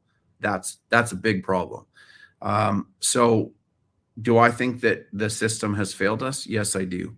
I think it's failed us, and I think we need to look at constitutional reform at the appropriate time. And I think also, I celebrate the heritage of Canada, Canadian and French, and all the new cultures that come to this country. But perhaps it's time now to decouple from that kind of constitutional monarchy framework that we have and establish ourselves as an independent nation where the people of Canada become the sovereign authority and that our elected officials answer to the people. So this may be premature because the party is so young, but are you then looking at reforming? I hate to use that word because of Fuel Reform Party, but are you looking at a nation that is more of a republic then in structure? I think that's inevitable, but I don't think that to start to have a conversation about reframing the constitutional framework when we haven't actually dealt with the threats that are undermining the existing stability of the nation and the security of this nation. I don't think it's timely, but I think that we've got to look at how we got here, and we've got orders in council being made that aren't even being brought in the midst of the pandemic that are radically changing this nation, and we've got other issues that are going on that I think have left a lot of conservatives scratching their head too, just on value issues like Bill C4, the conversion therapy bill, we have every single Conservative MP signing that, which will assign parents a criminal indictment in the event that they pray for counsel or take their kids to someone to talk about not changing their gender. A criminal offense for that when sexual tampering may only be 2 years. I mean, 5 years for parents going to jail. It's that blows my mind. It blows a lot of conservative people's mind. And it's just a conversation. If you talk to conservative MPs about it, it's kind of, there's like a quiet embarrassment and it's like, let's move on. But that happened. Why did that happen? There's no explanation for that. It's not good enough to say I didn't understand or we were under pressure. That's the whole point of having an elective representative from the grassroots of a community. And so I know I sat on a conservative EDA, and I know the feeling of the sentiments of conservative people out there in Canada who are saying we're trying to from the bottom up push some of the value issues that we want to discuss, and we never get to push past the chair of the EDA or the policy committees because there's so much policy being pushed down that's being driven by how we get elected. That then it's actually a betrayal of the whole purpose of local representation. We've got to get back to those grassroots values. Does the party have a constitution at this point? Even in the PPC, I think there's some dysfunctionality there because they still lack some formal structure, and there's, I know within that party, some criticism from the grassroots that they've lost touch with the grassroots. What are you doing in that regard with what you're seeking to accomplish? Yeah, well, my goal is we're working on the constitution now for the party. We basically are developing it from some of the existing constitutions that are out there that we see working within the conservative framework across the country. And we plan to have that installed and active by the end of June of this year. Okay. So we've only just gotten ourselves established as a party pre-Christmas. And so I think that's reasonable to kind of bring the membership along and have the necessary AGM and put that in place. That's part of the challenge, is that this party's not built around Grant Abraham. I've been an advocate for it starting because I love this country, and I think that we need to have these conversations. And there's some deeper issues here that cross not just politics and law and values, and even our, this understanding of transcendental good. But I'm not building the party around me as a personality. In fact, I'm not involved at a director's level. I've actually set it up so that I'm very transitionable to another leader. But we've got to break ground into this conversation right now. So that's, in this sense, it's a party for the people. Maybe I just need to be an icebreaker so we have these conversations and get this going. And there may be more competent leaders that come along as this develops. But right now, we have to break into the framework of the status quo and have these conversations about these issues that you and I are pinging off of today, Rick. So yeah, no, it is a party that's going to move to its own constitution. It's going to have its annual general meetings. It's going to have its policy meetings. It's going to operate in the same way that I see other parties that are accountable in those governance frameworks functioning, for sure. And tell me a little bit more about what's going on with this by-election in Durham. Well, the by-election in Durham has happened because that was Aaron O'Toole's riding. He resigned in August of last year. It was called about 9 days ago. The election's on March 4th. And that's a very interesting riding because it's a riding of 120,000 people. There's 98,000 people on the ballot. Only about 40,000 vote, which is very interesting to me. There was one anomaly there after COVID where there was 60,000 out, but the standard kind of voting bar is about 40,000 people, which means the MPs there are being decided with like 17,000 votes. And it's a really interesting conversation. There seems to be some good people running. I haven't met them yet in terms of the PPC and the Conservative Party. And I think people have to look into who these people are and do their due diligence.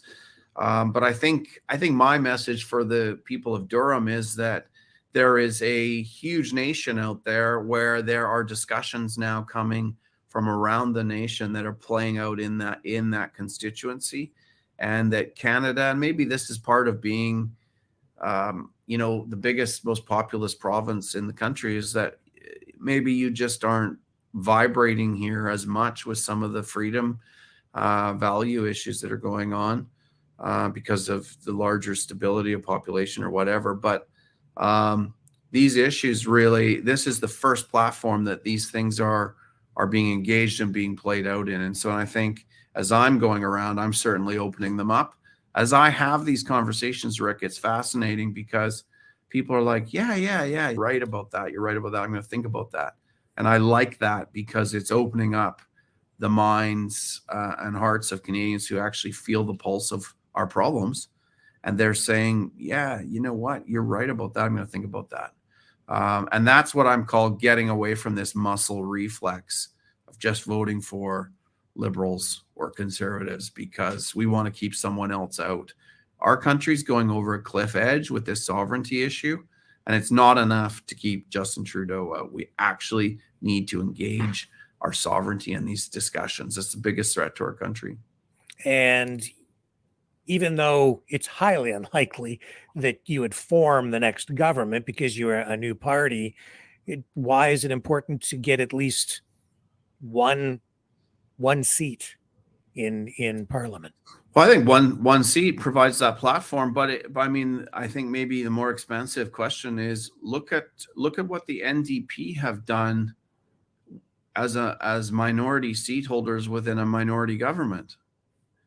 They've been able to influence strongly left policy influences into the Liberal Party, almost to the point of making themselves irrelevant. But nonetheless, their seats have created an influence, even though they could never form government on their own. So I think your calculus is probably right. It's a very short run to the next general election, even under the normal staging of elections. And I think that the whole point of running in this Durham election is to set us up across the nation. And we're building now to be able to place MP candidates in as many seats as possible across this nation for the next general election. So in that sense, Durham is a flashpoint in this discussion because it's changing the calculus. And I also think that there's voters out there, like you alluded to, the convoy Conservatives, that are going to look at this message and resonate because it's not career politicians. It is grassroots Canadians that have got fed up with the political establishment, and they're looking for a voice.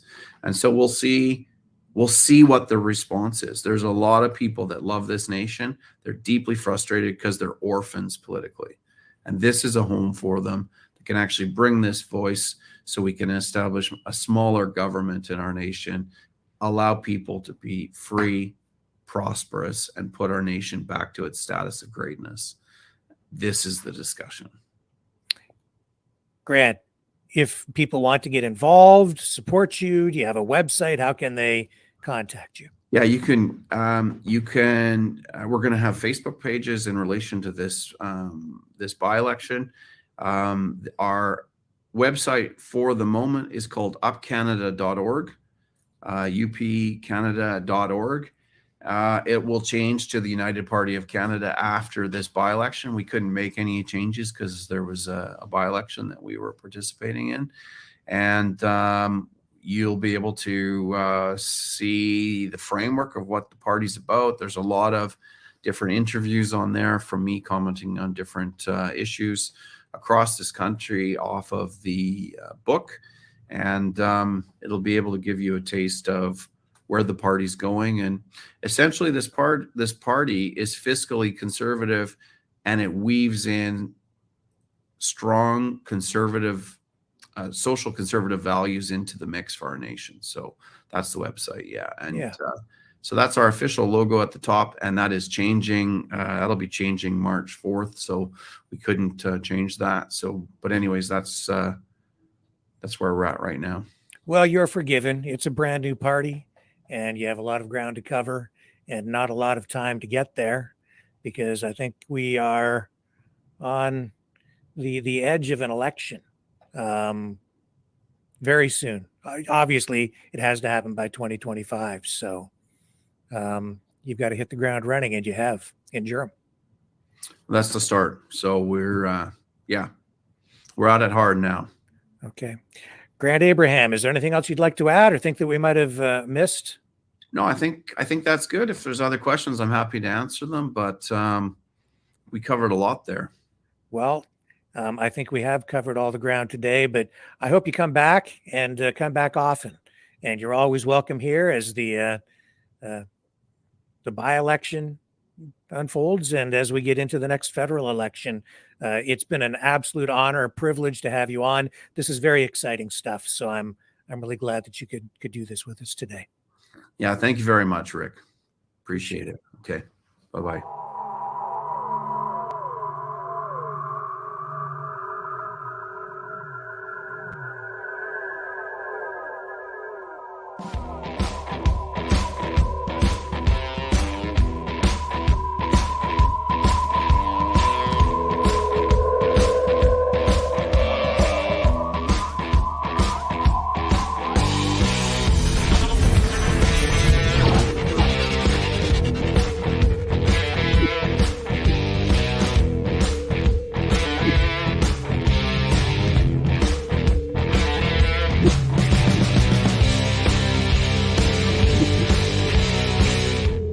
Maverick News. The world is watching.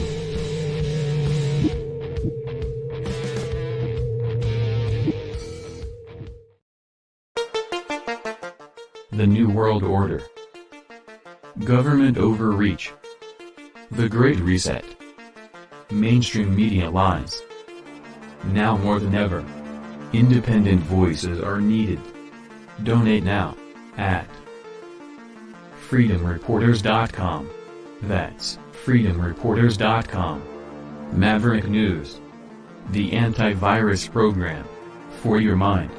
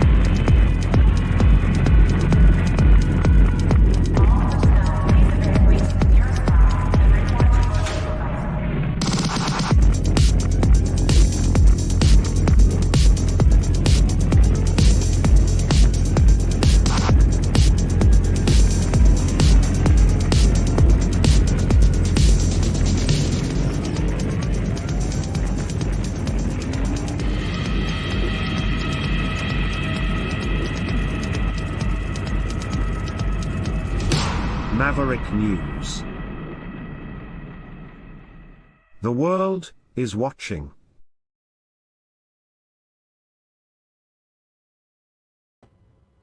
Okay.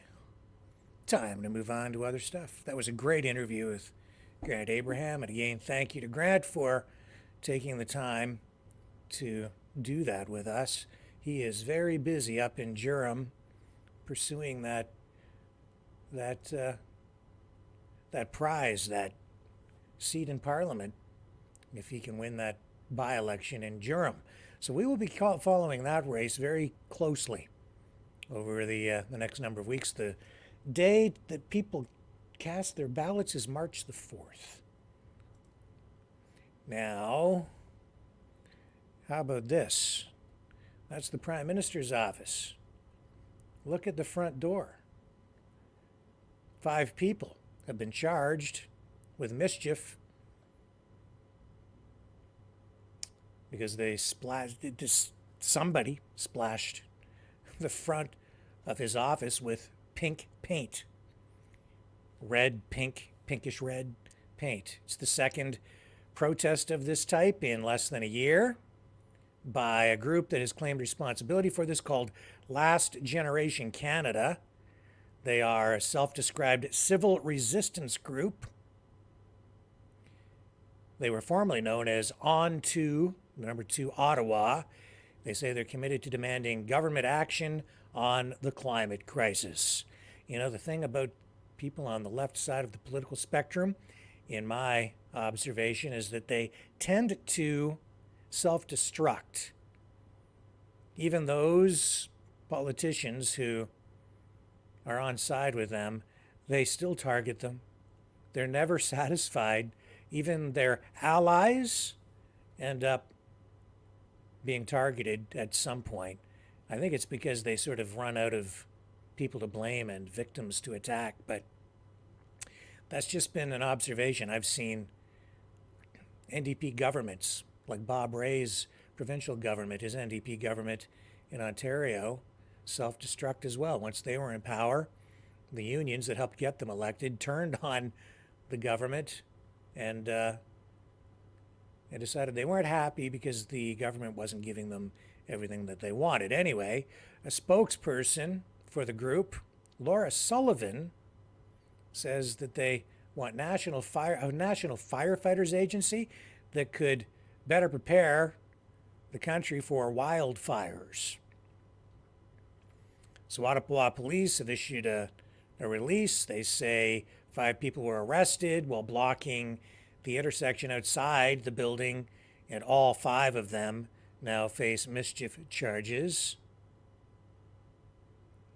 And the spokesperson for this civil resistance group says they are a non-violent organization, and this is a non-violent campaign. Their pink paint targets have included a mammoth replica of the Royal BC Museum in Victoria, a Tom Thompson painting at the National Gallery of Canada, which is in Ottawa, as well as the Toronto sign in Nathan Phillips Square in downtown Toronto. The group says they opt for pink paint because it's a bold and eye-catching color. And they say that they are focused on drawing attention to the human destruction wrought by climate change. On to Ottawa. Protester Casey Hatherley also entered a plea of not guilty to trespassing and paid a $600 fine after she was arrested during the Juno Awards in 2023 in Edmonton.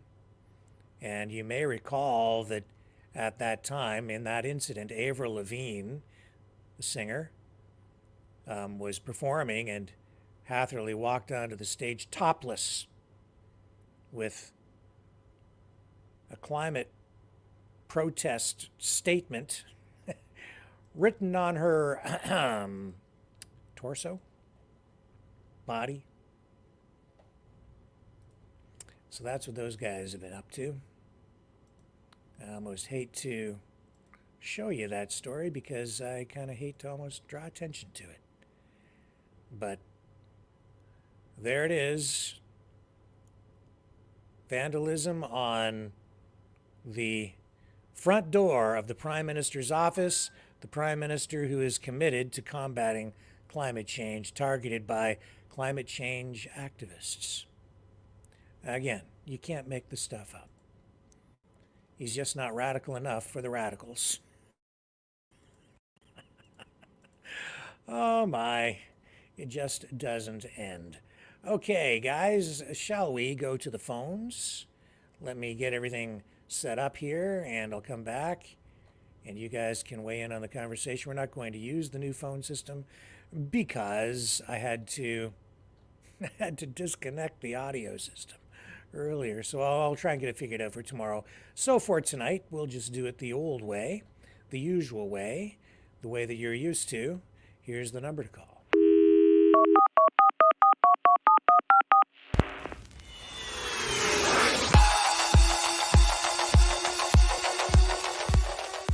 Join the conversation. Call 1-833-975-3733. That's 1-833-975. Free. Speak up. Speak out. Make your voice heard. Maverick News. Fighting for freedom by defending your right to free speech. Be a Maverick. Join us.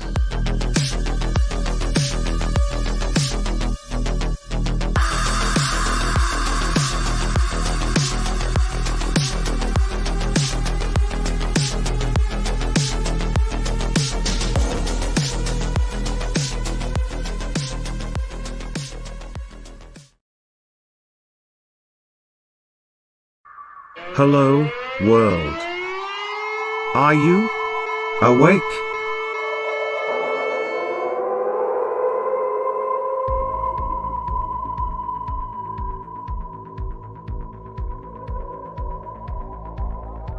Uniting humankind by liberating millions of minds at a time. Maverick News. The world is watching.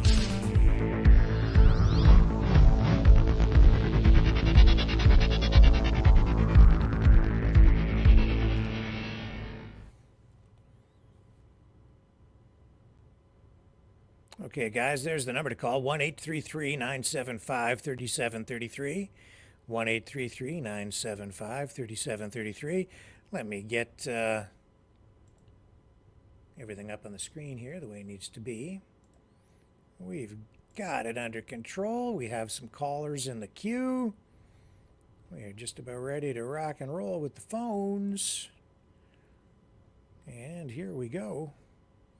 There we are. Are we ready to go to our first caller of the night? Yes, we are. And go ahead, you're on the air. Who do we have on the line? Hello? Hello? Oh, God. Hello, Rick, are you Repeat there, from Rick? last night. I remember you from last night. No. How are you? Hello? I'm all right. That's awesome. That's awesome. That caller was great. I hope Hello calls back. She had me at hello. Yeah. Well, there's a movie from the past.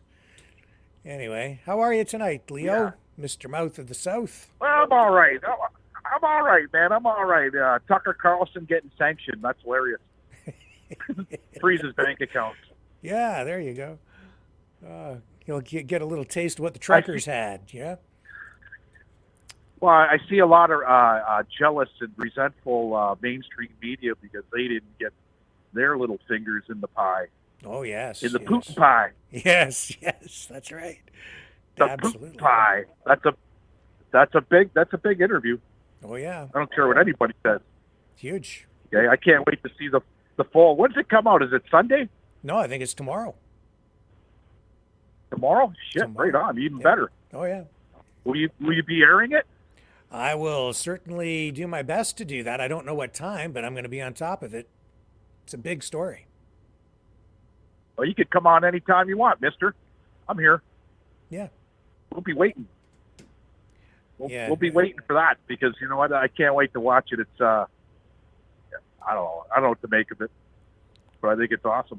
Yeah, it is a piece of history in the making, no question.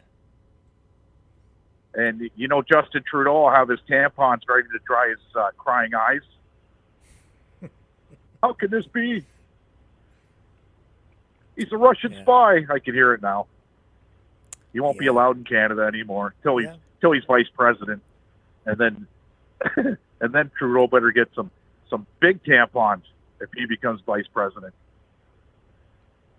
Well, yeah, I see both sides of the equation here, but I see how people can have the perception that he would be, at least, he is, sort of sympathetic to the Russian perspective. I am too, in many respects, right? Because I think that the war there never had to happen. I think that he's of the same mind. But I don't know that that proves that he's a Russian spy or that they should censor him or sanction him. That's just ridiculous. No, that's one of their constitutional rights in America. Same thing here in Canada, but they don't abide by it here. Yeah. Freedom of speech, right? So, you could take that to the Supreme Court and they could put it in their pipe and smoke it. And my God, what has happened to the media, to journalists, to media outlets? When did it become popular for media outlets to promote censorship? What changed? Like, well, when he came, when the Canadian government on our side of the border came out with that bill. Yeah, well, there's that. Putting the muzzle on it. Putting the muzzle on everybody they can, right? And they're trying hard. We're not long before an election. Yeah. That's for sure. This censorship stuff is really, it's the wrong approach. The harder they squeeze, it's just like what's that line from Star Wars? The harder you squeeze, the more star systems will slip through your fingers, Lord Vader. That was what Princess Leia said. Oh, yeah. 100%. Yeah. Well, they won't slip through King Charles' fingers. He's got sausage fingers. Sausage fingers. Did you see his fingers? No, I didn't. They're like sausages. Are they? Yeah. Yeah, other podcasters out there made a point of it. And they showed it, you know what I mean? He's got some big-ass fingers. It's like he's Polish. Not saying anything bad about Polish people, but here's a story for you. I went to my proctologist, and it's Dr. Polanski and Dr. Ing. And the nurse said, who do you want to see, Dr. Polanski or Dr. Ing? I said, well, I looked at Dr. Polanski, and he had the big old sausage fingers. I said, I'll go with Dr. Ing, the Chinese guy. If you're going to probe me right. Don't hurt me. Oh, my. So I went with Dr. Ing. But besides all that, I hope the best for Tucker. I hope he also showcases on the economy of Russia. Because we're hearing over here, what mainstream media is telling us. They're struggling. They're starving in the streets. All kinds of crazy stuff that's not true, right? So I'm sure Tucker will get to the bottom of that. And I can't wait. My friend. Get to your next caller. Okay, sir. Thank you, Leo. Hello. Bye-bye. Okay, see ya. And who do we have on the line here next? Is that John? Hello? Hello? Hello? Hello? Hello? Can you hear me? Who? Hello? What? Hello? Rick, can you hear me? Everybody's going to be doing that from now on, Rick. I don't know. You're going to have... I think maybe somebody was messing with me last night. I don't know. Yeah, I think so too. I truly believe so. Mm-hmm. When I drove to the Red Cross to give blood today on the radio, they said that somebody, Montreal court, is being charged to eliminate Trudeau. I didn't catch the whole story. Maybe you might know more. I don't know if he had a fire iron with him, or I don't know. But he was going to assassinate Trudeau. That's what they said. There was a guy in court, Montreal court today. I got it. Yeah. Being charged to. Oh, you got it, eh? Oh, I just found it here. I heard it on the news. Yep. A Montreal man has been charged with threatening on X, the platform formerly known as Twitter, to kill Prime Minister Justin Trudeau. So. Okay. This is. That's not going to go nowhere, eh? Oh, I think it'll go somewhere. So the RCMP says that it is not the first time Quebec RCMP have investigated threats made toward Trudeau, and the number of these crimes directed at him is increasing. No kidding. Why am I not surprised? There's just so much anger out there. We've seen people screaming at him on the streets. And I've been saying they need to increase the security around Trudeau because they've been letting him walk right out into the crowds of people. He needs protection. I don't want anything bad to happen to him. That would be a terrible thing. I mean, I don't wish harm on anyone. And, it's very risky for him to just be walking down the street right now. The public is enraged. So the RCMP's Integrated National Security Enforcement Team is leading the investigation. This guy's name is, let me see if I can get this guy's name. Probably a French dude, eh? Francois. Paul Clarissou. Clarisou. 30 years old. Let's see if we can get a picture or something of this guy. Interesting. They're gonna slap him with a tampon to make him talk.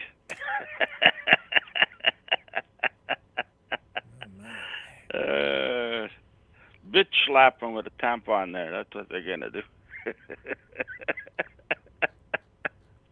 You guys.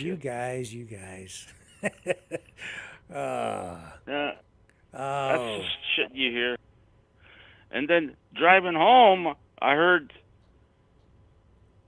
that U.S. bombed Baghdad, and I thought Baghdad was in Iran. So I was sending everybody text messages, World War III, World War III. And then I found out that it's in Iraq. I go, oh shit, my mistake. Yeah. Well, I thought Baghdad was in Iran, No. Oh, no. But they bombed. You don't even hear about that on the media anymore. The news, they don't even talk about it. You know what I mean? They should be talking about it. Yeah. Do you remember during the Gulf War? What was that PR guy's name? Was it Baghdad Bob? He was. Oh, what was it? He was also known as Baghdad Bob. Do you remember that? I heard that name before. Yeah, he was the press secretary essentially for Saddam Hussein, and even as the Americans were in it was complete devastation. Saddam Hussein was done. The American troops were rolling into Baghdad, and he was still telling the American media that Saddam Hussein would prevail, and it was just so ridiculous. His interactions with the media at the time. I mean, the ultimate liar, that guy. It became kind of a living meme, is what it was. It was ridiculous. He just stood there and just bald-faced lies. Oh no, we're winning the war. As the American troops are rolling tanks into the capital of but Iraq. Something's going to happen. Like today that Yahoo Jew there, he's not going to pause the war. He's going to keep going. He wants to eliminate all of them, eh? He doesn't care. He wants to him, it's a sport. That's what it is. It's a sport to eliminate as many Palestinians as you can. Well, and it's. I'm telling you. I'm telling you. Well, can we just try to can we use some more carefully chosen words, maybe? Well, that's what I'm getting from the news. The Middle East news I was watching. That if to him it's just a sport. He wants them all gone. Mm-hmm. He wants them to go to Egypt, and Egypt doesn't want them because they know what's going on. They want to take over, right? So, but anyways, it's not happening. This is going on and on. Something bad's going to happen, Rick. I'm telling you. Oh no! Something bad gonna Yeah, happen. I think so too, John. I think you're right about that. We're on a bad path, and Yesterday I was watching. Yesterday I was watching Scott Ritter late last night, and there's a new one he just put out yesterday, and he's saying that this Netanyahu has got to go. He's got to go. He says he's got to go. They got to get him out. Was it Shadow? Was Shadow? I think I was watching last night. They had Oliver Stone. This is going back before the war started, and he interviewed that Yahoo Jew, and he says this guy is evil. He says they got to get rid of him, and this was before they got rid of him, and then he came back. Oliver Stone, that interview. I got it. I think it was on Shadow last night. That one of the talk shows I was listening to after yours, but no, it wasn't Shadow. It was. I think it was the Dean show. The Dean show. Dean Blundell. He had Dean. I don't know. I don't yeah, watch. you can go. Actually, don't watch. I have no idea. You can go on there after the show and look at last night's show. Real Deal Media. Dean Ryan. Yesterday was World at War. You should go on there. You get a good laugh with that Obama video. There's a new Obama video out with Michelle Obama. It's a real. It's a song, eh? It's really it sticks in your head. Michelle is a man, you know. Anyways, it's a video, and if you'll make you laugh. I'm telling you right now. It's only about 2 minutes, and but it's on that show. If you're probably into the stuff like that, it'll give you a bit of a laugh, relax a bit. All the tension from us guys tweeting. You go, don't tweet that. You're gonna get me banned. Hey, you're going. Hey, don't do that. Oh, don't say that. You're gonna get me banned. He also said, you might know something. He also said, X is going to start in Great Britain, in England. It's going to start there, and it's going to come over here. And what do you mean? What's going to? Everything's going to. What? X. X. Oh, disease X. I thought you were talking about X, the social media platform formerly known as Twitter. No, everything's called X today, Rick. Hey, That's everything's right. called X. That's true. So, but he said it's going to start in England, and who's saying it's going this? to come over here, Who's North saying America. Who said that? Who made Dean. that? Dean. Oh, Dean. The Dean dude. Real Deal Media. Okay. It's on Rumble. It's on and Rumble. how does he know? I don't know. That guy, he knows things. He's like you. He knows things. Clairvoyant. He also said, now this one he says, I'm predicting that the king won't last this year. He's gone. And that's what made me go out this morning. I went and bought a tube of King Charles III coin, Great Britain ones. And they had them in stock, so I says, I'm buying it before they sell out.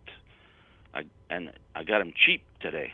They'll be like 4 or 5 times the price and after he's gone. And the guy told me that next week or the week after they're getting the 2024 ones, which are Canadian. They got the leaf and got his head on the front. They're coming in next week or the week after. So I'll probably get one of those. I don't have a lot of coins, Rick, but I do collect. When I see a value, I do collect them, right? Because I see a value for something. I don't like the guy, you know. I see today, the news today, King Charles, I'm not much of a fan of him, though. He's crooked as a $3 bill. And then I was watching today with him and Carmela. He's still alive, obviously. and his son, he's getting ready to take over, right? He had his suit, military uniform on, and standing there like a Dave Keon's hockey stick, straight as an arrow, watching his dad. Anything his dad says, he'll do. He just wants that job real bad, eh? He looked in his eyes and he wants that job. And he wants to be king. Whatever his name is, his son. His son. Mm-hmm. Not the red hair one, the other guy. But he's getting ready, and they showed it today. And it made me laugh. I said to that guy, what people will do just to become king, eh? It's like Trump. Well, he'll do anything to become president again. Who the hell wants to be king? Who the hell wants to be president when you get all that money? I'd be sitting in somewhere down south there, having a good time. And forget about this shit. I don't know. Yeah. Don't need it. Don't want it. Gotta wonder why somebody would want it. Tough gig. I could see someone like Hillary wanted it because she's going to become multi-millionaire after she's done. Eh? But yeah. Trump doesn't need the money. No. But I notice everybody they're millionaires. They're so cheap. They're so cheap. They're so tight that when they walk, their socks squeak. You know what I mean? When they open their wallets, you get flies and moss, and it squeaks. You got to oil it. No, for Halloween, you go to the bridle path with the gates, and they let the pit bull out to get you. I don't know. Yeah, it's tough. Oh, did you get my fake $20 bill I sent you today? I sent it Sunday. You should have got it by now. No, I didn't. I gave Leo one too. I don't know what he did with it, but it looks so real. I put it on the ground, and I just watch people look at it, and then they kind of step on it, like nobody's looking at them, and then they bend over and pick it up. Oh my God! I got a whole stack of them from the bike show. You sent me a fake $20 bill. Oh, that's yeah. It's probably worth more than the real thing. Probably. Yeah. You can kind of stash it and see if your kids will pick it up. I think upstairs I have a Donald Trump $1 million bill. Oh yeah. Yeah. I have that. A $1 million bill with Donald Trump's face on it. $1 million bill. Yeah. So he's got his own currency, and he's not even one of the dead presidents yet. Yeah, he's got a coin too, with silver dollar coin with his face on it. Oh yeah. Not that I don't know if that might be worth something, I don't know, but he wants too much money for it. If it's made of silver, it's worth at least what the silver is worth. The king coin, I paid $38 for it. Did you just get one? I bought a tube. There's 20. A roll. Okay. Back then, about 5 years ago, I bought a maple leaf, the Toronto, the Canadian maple leaf coin. Yeah. I paid $20 each. Now they're worth $45. How many years have you been sitting on that? About 5 years. Yeah. I just started collecting them. But what I learned is, say if you collect coins, it's best to buy maple leaf or Canadian coins. Mm-hmm. Okay? Because you can take them across the U.S. border or any border and not pay duty on it. Yeah. If you got American coins and you take it across the American border, you got to pay duty on that. I didn't know that. But the Canadian ones, yeah, that's what the guy told me. I sit down with these guys. I go to 2 different places, and they're all, I think they're from Gaza. There's those. I think the Palestinians. I don't know. I didn't ask them, but they look like the Palestinians, but they're all into gold, or they're part of Jews. They're all Jews there, right? So they're Palestinian Jews. Well, they're Jews. They're Jews. They, you go into a lot of these jewelry shop and they're running them all.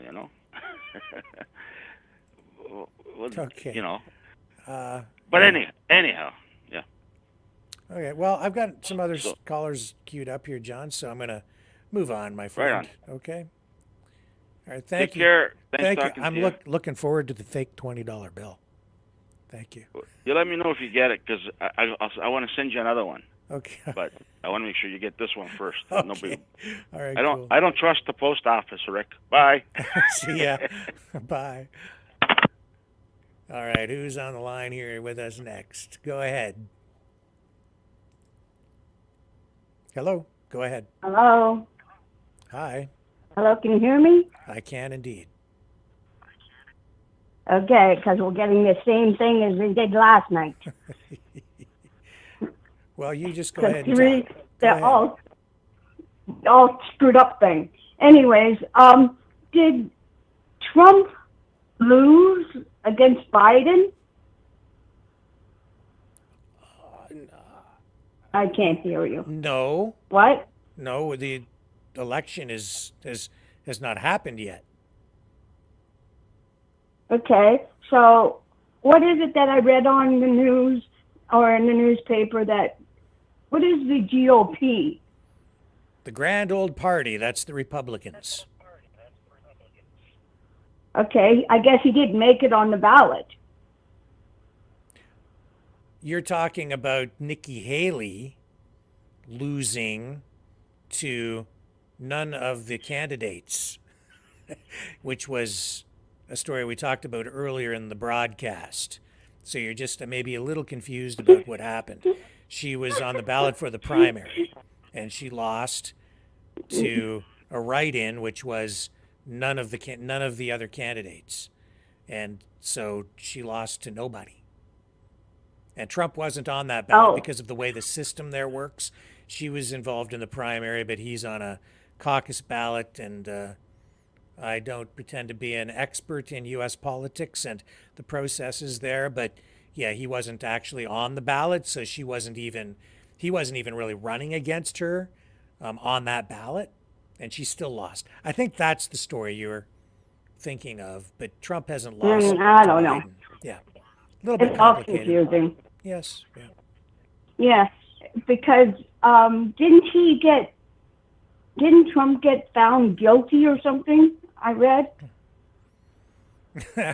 Well, there are so many charges that they've leveled against him. He's facing so many lawsuits.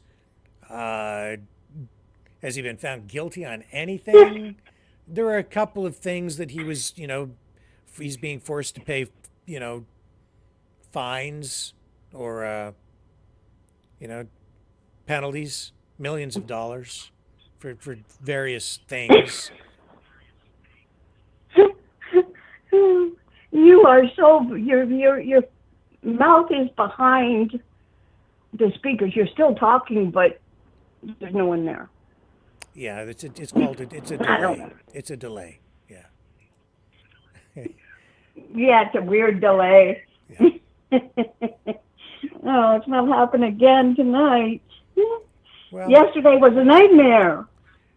Well, at least we're having a chat tonight, and I'm glad that you called back and finally got a chance to share your thoughts. Is there anything else you'd like to share with us as you wrap up for this evening?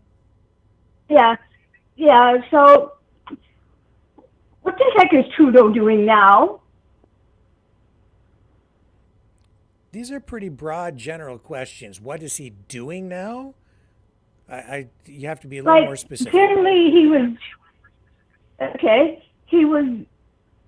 in question period and he was doing this thing about car theft.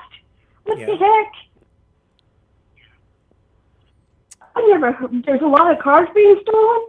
Yeah, well, there's been a huge increase in the number of car thefts and crime in general since he became prime minister. Where? Everywhere. Where in Ottawa? Everywhere across the country. In many, many, Oh, many well, cities. I live in Niagara region, and I haven't heard any of car thefts in my area. I guess we're not part of the cool gang, and people aren't stealing cars here. I don't know. I'd have to look up the stats on Niagara region, and I don't have them at my fingertips tonight. So Okay. Okay. Anyways. All right. Well, listen, you have a great So do you think, okay, hold on, one more question. Do you think Poilievre will be the next prime minister? I think that's likely. It just. Well, he's a little bit better than Trudeau. Well, we have a prime I've minister said now. many times that Justin Trudeau is the worst prime minister in Canadian history. So it doesn't take much. Yeah, he is. That's right. Yeah. Yeah. So. I think we called him prime minister. Many people do. It's And did Freebase Freeland step down or something? No, not that I'm aware of. Where do you get your what crazy news programs are you watching where you're getting these stories and testing me like this? I don't know. I'm hearing this that Freebase Freeland, that's what they're calling her, is stepping down or something because Trudeau's going to lose or something. Won't she become the next prime minister or something? Well, she is the deputy prime minister, so if Trudeau were to resign or something, then yeah, she would probably become the interim leader. And when he's not able to fulfill his duties, then she steps into that role to, take up, to just get the job done. That she just fills that role as deputy prime minister. It's not a guarantee that she would become the leader of the party or the prime minister if he were to step aside. They'd have to have a leadership convention, and then it would have to go through the process, and then she might run, she might seek the leadership, she might not. I don't know. Others It'll be worse. It may well be. It'll be worse if she... Could be. Oh, I tell you, this country's going to crap, to pot. It's already gone to pot. Justin Trudeau legalized it.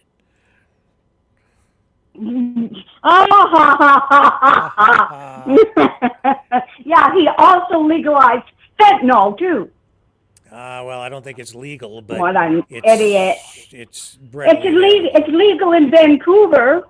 Fentanyl? It's legal in Vancouver. I think they are. I think they do have some sort of a safe supply program in place for including fentanyl. Yes, I think that's true. Yeah, and they're killing. Fentanyl is the #1 killer. People die every day of fentanyl overdoses. Yes, well, it's a big issue. No question about it. Coming in from overseas. Yeah, my friend almost died in my house. My friend almost died in my house over fentanyl overdose. Really? I told him, I told the paramedics, make him not dead. I don't want people dying in my house, thanks. Well, okay. Make him not. Make him not. Make dead. him not dead. Well, well, listen, it's Monique. Make him right? not dead. It's Monique. Yes. Yeah. Listen, I'm going to wrap up, yes. Monique, because the clock is ticking here, and it's time to just kind of get things wrapped up. Okay. Okay.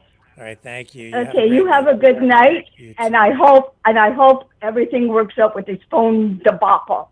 Oh well, we'll get it all sorted out. Thank you for calling in. Okay. Have a great night. You too. Love you. Take care. Bye. Yeah. Well, that was Monique.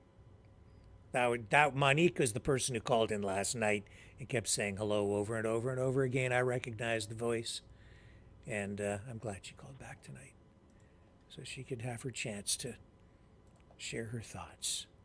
And we're going to wrap up here for the evening, folks. It's been a great broadcast. Grant Abraham was a great interview. Really appreciate him coming on and sharing the announcement that there is a new political party in Canada, the United Party of Canada. And he is running in that riding of Durham. So we'll be updating you on that as that race unfolds up there. That's pretty exciting.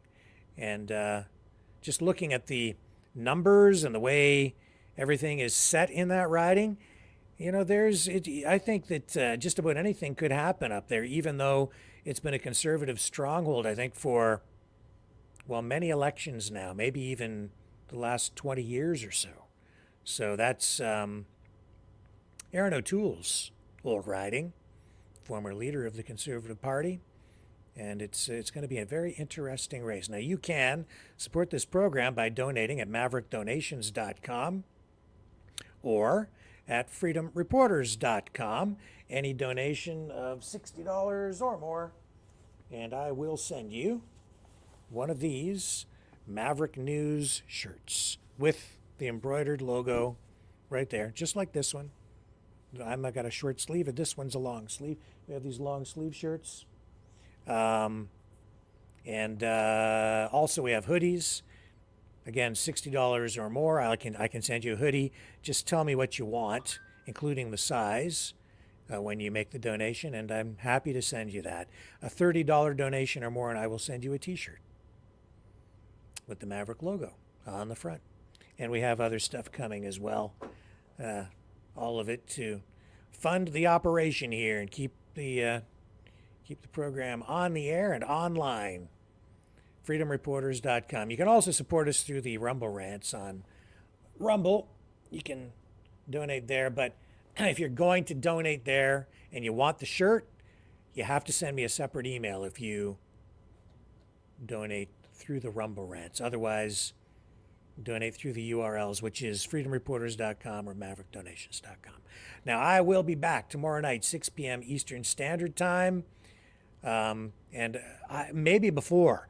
I don't know when that Tucker Carlson interview with Putin will drop, but I will be monitoring that, and at the earliest opportunity, we will go live and we will host a watch party. It's a 2-hour interview, so we'll run it, and if I can find out what time it's happening, we'll coincide with that. We'll simulcast it, do a watch party. You guys can join, and maybe even call in, or I'll maybe put the video link up, and you guys can join in the broadcast, and we'll watch Tucker interview Putin, the biggest interview of the year, maybe the biggest interview of the decade. It's a big one, a really big one. I will see you all back here tomorrow on the Maverick News Channel, where we have the antivirus programs for your mind. Catch you on the flip side.